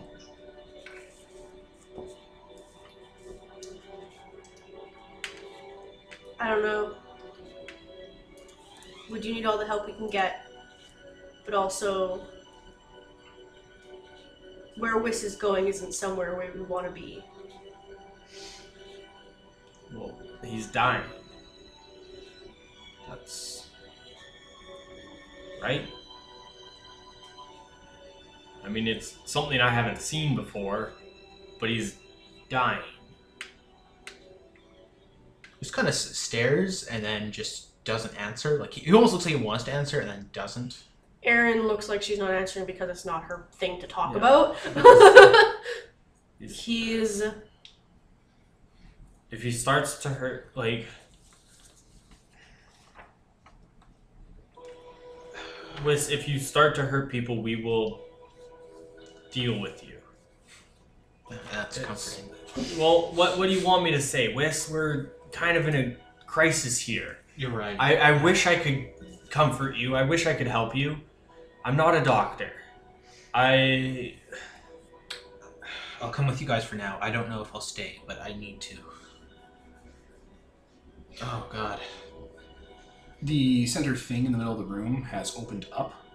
Like, large parts of it have kind of slid upward and outward from the top and bottom, or feeling kind of like an elevator shaft in the middle that just has electricity arcing in it, and some of the robots are walking towards you guys. Alright, so we're leaving. No, you're not, because they're still loading. Are walking towards you guys. Yeah, they walk up to Whis. Okay. Two of them, like on either side of you, kind of outstretch their hand to you. Oh, God. I don't want to go. Yeah. He's kind of like got a hand over his stomach and is taking a slow step back. He's like, I don't want to go. I'm not ready. They kind of put their hands to their side and walk back to the back of the room. The other ones are pulling something out of like a back kind of closet. And it's a large kind of trunk that's been sealed up and covered in dust. Oh, God, why did we come here? We shouldn't have come here. They're opening it up, and it's full of like clothes and equipment. And one of them is basically like they're going around one of them and stripping one of their own like down. So that's like its normal like kind of metal plasticky mannequin body underneath with like hinges and joints, and they're just like stripping them out of its clothes and putting these on. They're like kind of leather construction equipment clothes, stuff you'd see on someone on a bike or like someone who does city runs. And like heavy gloves, boots, and a yellow and black helmet with a warning hazard light on it. And the visor kind of flashes like on the top of a construction thing, with a little cone.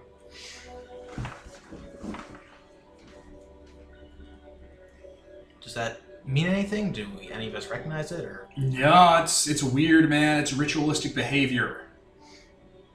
And the elevator's just there? Are they like planning to go down it, or what are they? One of them walks in and it's getting hit by electricity, and it grabs a cord on the bottom of the room and pulls it out and walks to that thing and rams it into the back of it.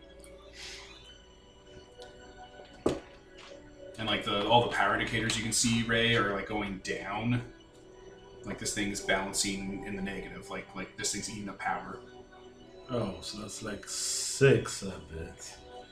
And it starts to walk towards you with one on either side. Very neutral stance. Do you know what's going on, Lewis? No. He just kind of covers his eyes, hand over his visor, but doesn't really move back or anything like that this time. The lead one walks up to you and put both its hands out, kind of like in like a palms up to the sky motion.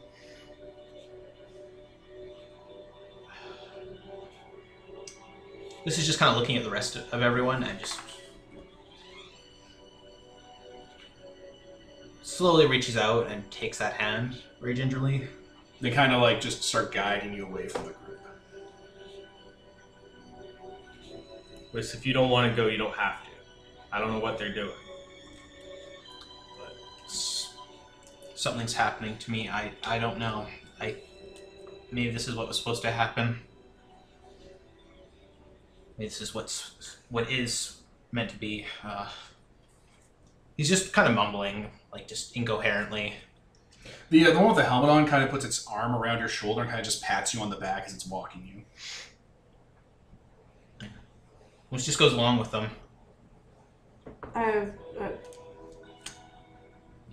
Your ghost is skitzed, like it's fading in and out really badly from the interference here. Yeah, and I knew what was happening to him, but I don't know out of character, so I have no idea how to react to any of this. Really what happens, what the end result really doesn't matter. He's going to die, and it's going to be awful, so... Reacting in or out of character will be basically the same.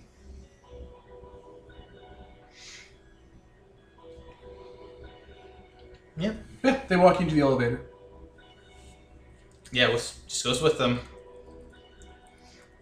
and it closes, and it's just going to descend down. As it's going down, a series of screens start to play out for Whis that kind of like are just being projected via the little mini veil they have set up here, which shows basically a person getting sicklier and sicklier and more damaged, and being able to basically unspool themselves like wool and move around rapidly. Kind of like an octopus, but you know what an octopus is, so you don't understand the reference. With like a single like kind of thing around it that makes it real. An eye? An eye, kind of like a lot of sand moving around an eye, or kind of a cloud of like grime moving around an eye. And eventually it gets like really unstable and just like swells up and dies, unless it is put in an appropriate place where it can just be left. Which I can kind of put that together, I assume, at least. They're taking you to a better place because you're one of them. That's horrifying. And I think as that realization kind of dawns on him, he just freaks out, but in that kind of inner...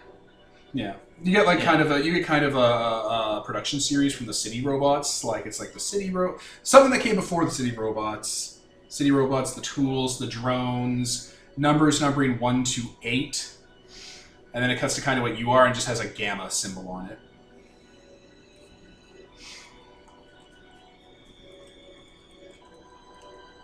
Yeah. And they just take you away where you can be safe from yourself and others. That is for the best. Just accepts that. Except the void. Yeah.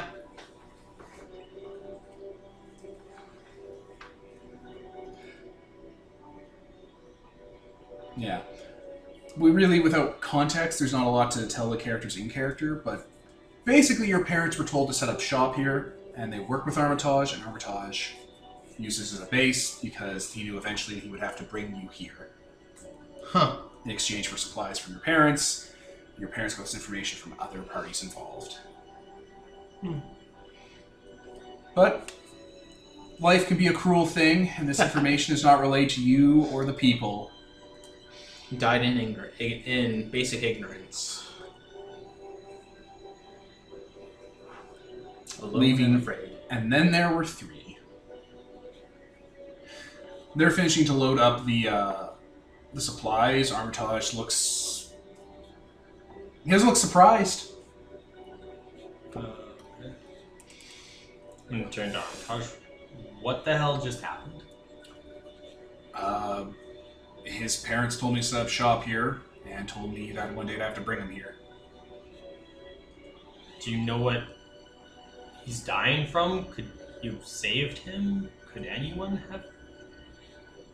Buddy, we can't even save ourselves. Yeah.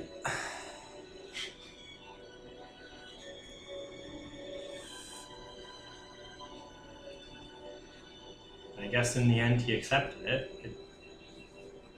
Yeah, it's something you're going to want to make peace with, because we're probably following him in the next little while if this doesn't go well. Well, are you ready to leave yet? Like, everything should be loaded up now. We could probably cut it loose. okay. Have the droid send the signal and let's go. Ray, can you send it? Sure. Thank you. Let's out. Alright, well, your plan is solid. That distraction's going to work for the most part, and you're going to be able to truck your way through. Yeah. Okay. And you go to parts unknown. That's it. There's not a big finale, not a big villain. The real enemy was people being unstable. Yeah. Society. Society was the real monster. Capitalism. Capitalism. Okay. Looks good. Yeah. I like the Veil. I like Powered by the Apocalypse. Lot to get used to. Like, I don't feel like we tapped into a lot of the stuff that was available, but a bit of a heady game from what we're usually used to. Like, it's different. Definitely concept heavy.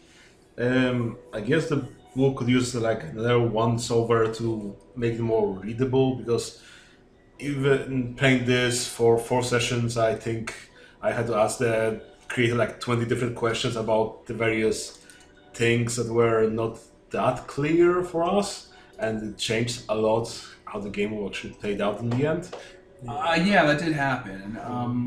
I think the lesson I've kind of learned after I started to really look at Powered by the Apocalypse games is that most of them have a really strong first impression of what they're doing, but the really good ones basically come back with a second edition that refines the sort of parts that didn't really quite work in the first edition. Like, I know Monster Hearts, which everyone talks about as being kind of the gold standard, its second edition is much stronger than the first edition and much more conceptually tightened.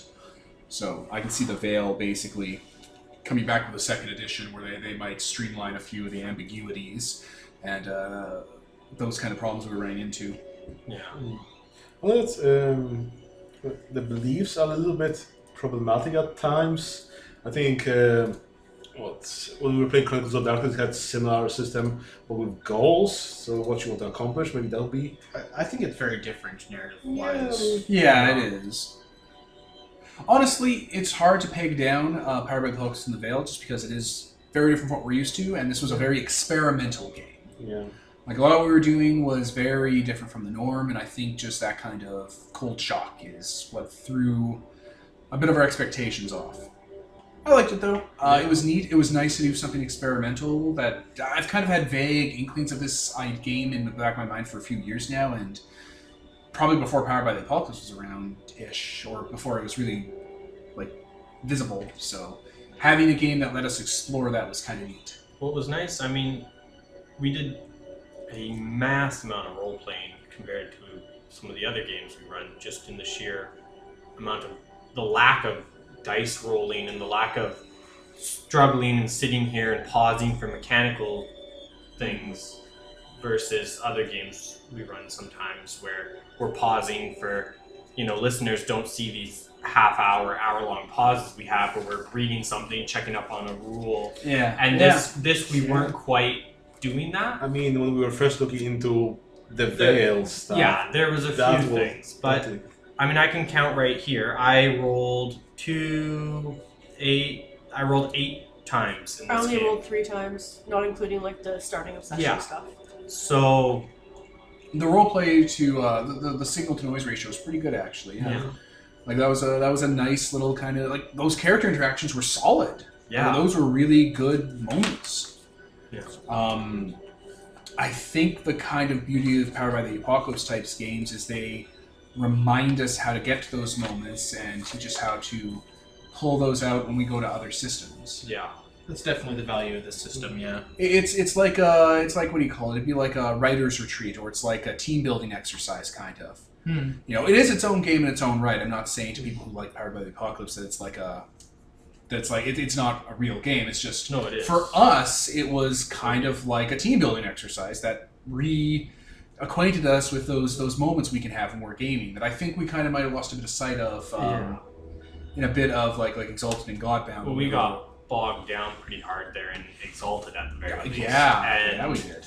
And then in Godbound, we were playing such a high concept of power that we were getting bogged down in like, okay, well, Dominion and stuff. how do I spend this Dominion? Like, I have these powers, I have those things. This was like high concept, but not high power, I would say. So it's like, This game is more experimental. yeah. Where Godbound is indeed very high concept because the changes you can make are quite broad. Yeah. But no, yeah, exactly. Like this was good for just those moments, those scenes, those emotions, playing off of feelings. I like how the Veil uses emotions as kind of the framework. Definitely. Yeah.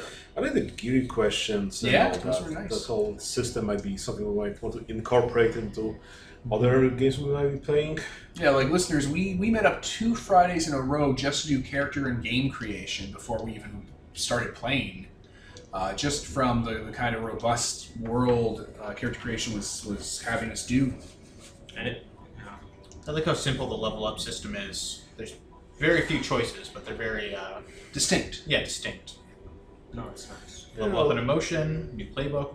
Well, like Race after a while, you start.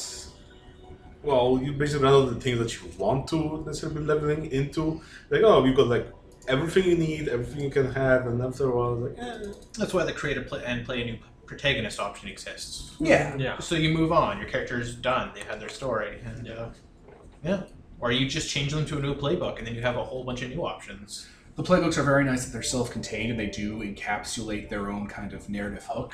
Like someone who, like I think the creator mentioned, someone who plays the architect will completely change the nature of what the Veil is in your game because they have full narrative control over what the Veil is and what the net will be like. But that's only something that comes up with an architect in your game. Whereas if you have a honed, then like human exceptionalism and stuff starts to come into play a lot too. I just actually had a thought right now talking about changing playbooks and stuff, and it was just a completely random thought, but I really like it. Sorry. The Catabolist, right? Like, I could imagine playing this character for several sessions to the point where the character is almost completely robotic, you know, like I've upgraded myself And then just beyond swap over to the ridiculous. apparatus. And then, yeah, that's what I was thinking. And then, And like, have all those origin questions because you Yeah. might not be you anymore. because all of a sudden, like, maybe my character finally is like, okay, well, the last human part of me is my brain. And he swaps it out or something, somehow. And now you change playbook to the apparatus. Could you imagine, like, that? It's that very interaction slow and- perspective thing. It's like, are you anymore? Are you a copy? What is Yeah. consciousness? Oh, it'd be very interesting. you know, like, you know, when the apparatus finishes answering these questions and there's none of that, they could go on to something else. And yeah, an apparatus isn't strictly all mechanical either. Yeah. Like, it can be a bunch of different things. Like, an apparatus that still has meat parts in it can still be you. Yeah. A cyborg can still be the apparatus. Yeah, so that would be a very interesting, you know, progression through the veil. Or if you're playing an attached and you have like a robot as your object, eventually the person who was like attached to the object could not be in the game anymore, and you take over as a playbook swap to be the apparatus, but you're the object. Continuing on now that the person's gone. There's a lot of ways for the story to drift, and all of these examples you brought up are very novel. Like, not novel like it's neat. I mean like a physical fucking book. Yeah. Like, you know, the sequel to a story where instead of the kid and the robot being around, it's just the robot now because the kid's long gone. Or you could do, you know, the robot breaks down and the kid becomes the dying because there's, you know, Yeah, like when they lose their... These things seems like they'd be natural developments in an actual book Yeah. that takes place after the original. Like that's an interesting dynamic that yeah, that's actually really cool to bring up. Do you guys have any questions for me that we didn't get to answer in the game about the world or anything? No? I like how the robots were like more interactive with the apparatus and so on. It's like a neat twist to things that they appear cold and... It's an example of how the game changes because someone's playing a character type. If no one was the apparatus, robots wouldn't interact with you. Okay. Here's a question about the world then. Are they programmed not to talk to humans, or do they just opt not to? Are they programmed not to, or do they choose not to? So the fundamental choice is, do they have free will over whether or not they interact with people? Yeah, which Yeah. plays them in a very different light, depending what the answer is. I don't think the robots are alive. But I do think the reason they don't talk to people is more grounded in that it doesn't occur to them to. Made it think like, oh, people don't have anything of interest to talk to about. And they understand that, like, imagine if they treated people like furniture. Except they understand that if they talk around people, they'll get, like, reacted to. Like they'll get interrupted and bothered and confused and, like, attacked, so they just don't. So there's no malice behind it, they're just robots. Yeah, I think there is. I think they're not being malice by it was an important thing for me to portray. Maybe it was like just a patch. Like maybe they started talking to humans and over the years they just patched in. It could be. And I think thematically, yeah, I was pushing for the city isn't malicious. It's just indifferent. So, it's indifferent and it's hazardous. So which part of the city is this the thinking part? Do the factories think to program the things, or there's something higher up, or whatever? They just all do their own thing and and they work in concert. No one part controls the other. Is the man in the tower still alive? Probably doesn't That's a matter. tricky question. I think for what we were thinking of here, I don't think he was alive.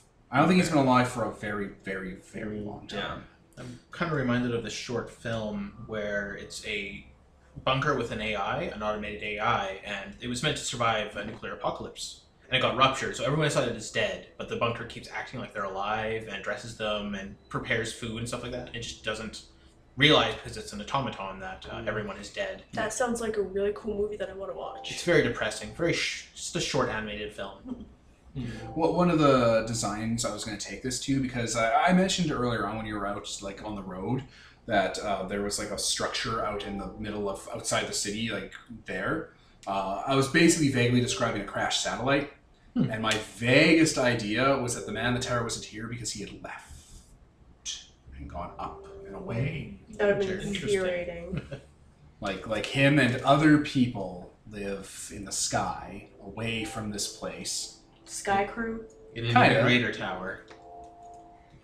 Like there's just an orbital. There's an orbital, and he did or does live there in his old age with shiny iPod-looking style technology that's all digital and electronic.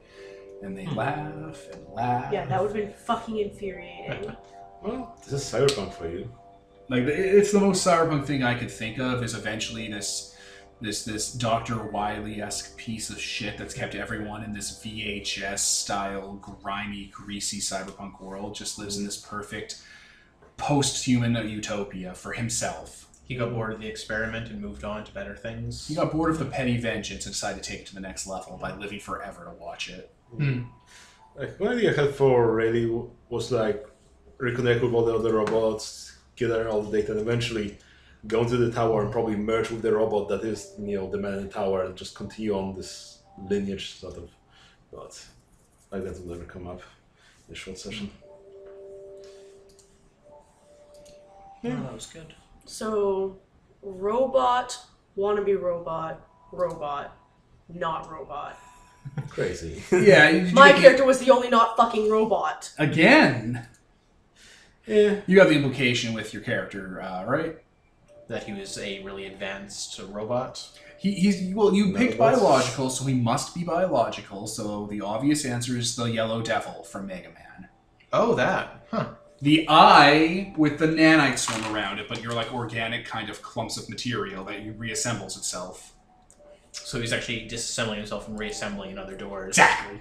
That's why he got sicker and sicker every time he did it, because it was really fucking... It didn't know how to put you don't know how to put yourself back together.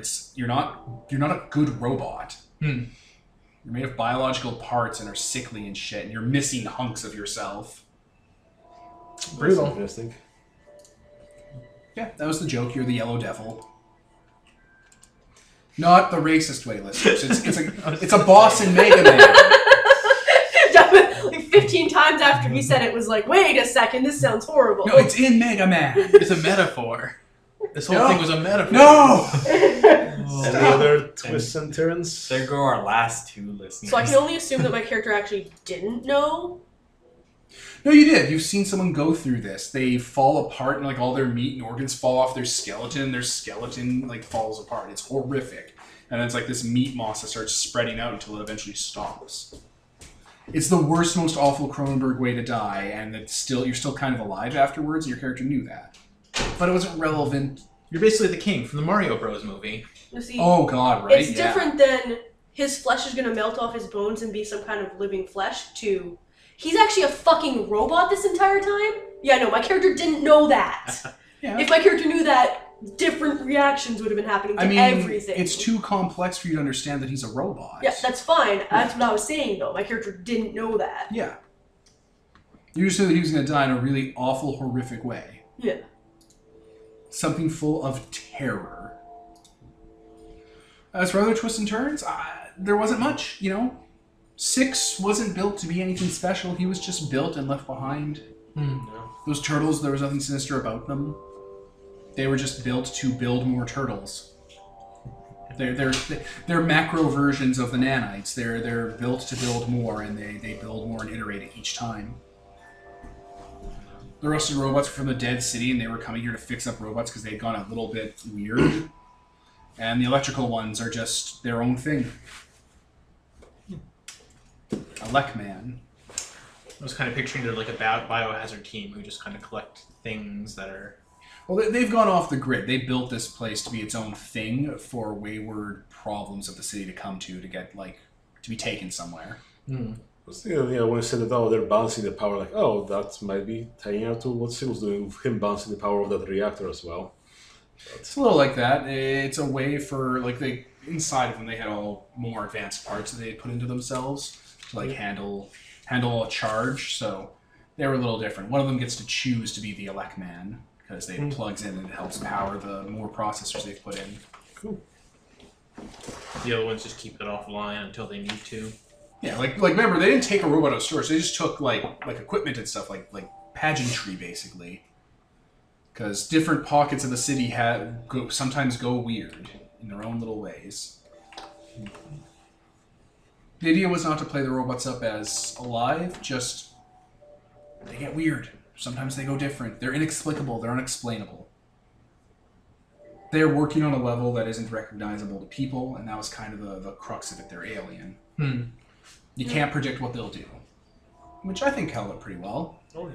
They're fairly dynamic. They had basic programming to communicate with each other, but it didn't feel like it was on a, super intelligent level where they could have in-depth conversations about shit. It was just basic communication. Yeah, the normal city robots definitely did not seem like they were sentient. The scrappy ones that Ray saw in an alleyway, they seemed more people-y. And the turtle-y guys, Met Tools, they didn't seem like they were intelligent, but because they have cute voices, it's hard not to think that they have emotions. There you go. The other end of the Uncanny Valley. Yeah. Those Metals were just built to build more of themselves. They were kind of a first step in self-replication.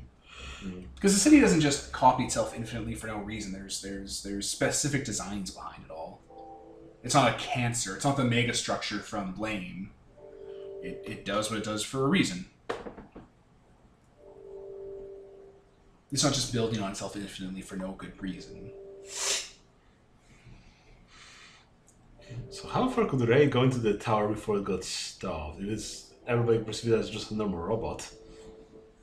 I mean, you could go all the way into the tower, but there's nothing there. The tower's going to have an apartment and a chair and a desk and screens and... You know when Nick Valentine goes into that bunker to find that guy? It's that. Except for he's not there. There's not like a central control area. Like, if this was a full campaign we had done, that would have probably been the biggest slap in the face to Ray, because Ray seems to assume there's some sort of central point of control. There must be some sort of like CPU. Like this must be a giant computer, and there's a central processing. It's like, no, dude. Every single individual structure and every single individual robot in the city does its own thing, and they just kind of work in concert like ants. It's designed to sustain without flourishing. Yeah, it just works. Like, the giant construction things outside have their own software to dig holes and find coal and send it to a processing plant. And the processing plant is built to accept resources coming in and put specific stuff going out. And other trucks are designed to pick that stuff up and bring it other places. And construction teams build certain shapes and foundations and stuff. It all works like a song. But there's no one playing the song. It plays itself. So, like, you'd get to the tower, you'd go through all this stuff, and you'd be like, this is your moment. There's nothing there. It's just a nice apartment. It's mine now. There's not even, like, controls that play the propaganda out from it. That's all automated by each screen in each city. They just copy the tapes from McMaster. There's no way to control the city without doing major, major changes to it. It also reminds me a bit of We Happy Few, which is a game that takes place in Britain where everyone just takes these drugs called joy to, because basically they survived a war, World War II, and they did something so horrible to end it that they have to take these drugs constantly just to not remember. Everything's enforced by robots and shit like that, and like they all have detectors to make sure you're on your drugs. I think I saw yeah, we've seen videos. Trailers for it. It looked really cool. Is it fully out by now? It's not fully out, but it's playable. One day it'll be fully out, and then I think I'll give it a good go, because it does look really good. I just don't want to do what I do with Subnautica, where I'm playing it incrementally over time. Yeah. But yeah, in this version of the game, because, you know, it doesn't really matter, there's no secrets to the setting. Yeah. Yeah, the city perpetuates itself, but it doesn't have a will, it's not centrally controlled. There's no steering wheel. Yeah, there's no big solution where we could go and like plug in and be like, okay, everything's better. Even Armitage's fix, it would take decades, because it's just an example for someone who's smarter than him to use. Like, they'd have to find someone who knows about programming, someone who knows about design, and, you know, maybe one day that would turn into a series of robots they could build that would just listen to them. Yeah.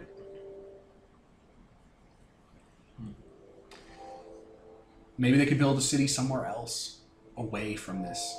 I mean, if you build a city away from this, just like have the fans going because you need that. But I mean, Find somewhere on Earth that isn't scorched to dust. There could be areas. Just dig deep enough. That'd be interesting if one of us had played the Hermit or whatever, or Yeah, the Fiddler's Green. yeah, where there's a land somewhere that they're, you know, a relic of. But idle conversations about this beyond. Did we have fun? Well, yeah. I'm glad. I thought this was fun. I thought this was experimental. I thought this was super... a nice change-up, a nice breath of fresh air after all of the really heavy stuff we'd been doing beforehand, like heavy mechanically. It was an interesting experiment. I'd come back for other Powered by the Apocalypse games. I backed Legacy 2nd Edition, That one, yeah. and it looks fucking crazy, and I definitely want to give that a try.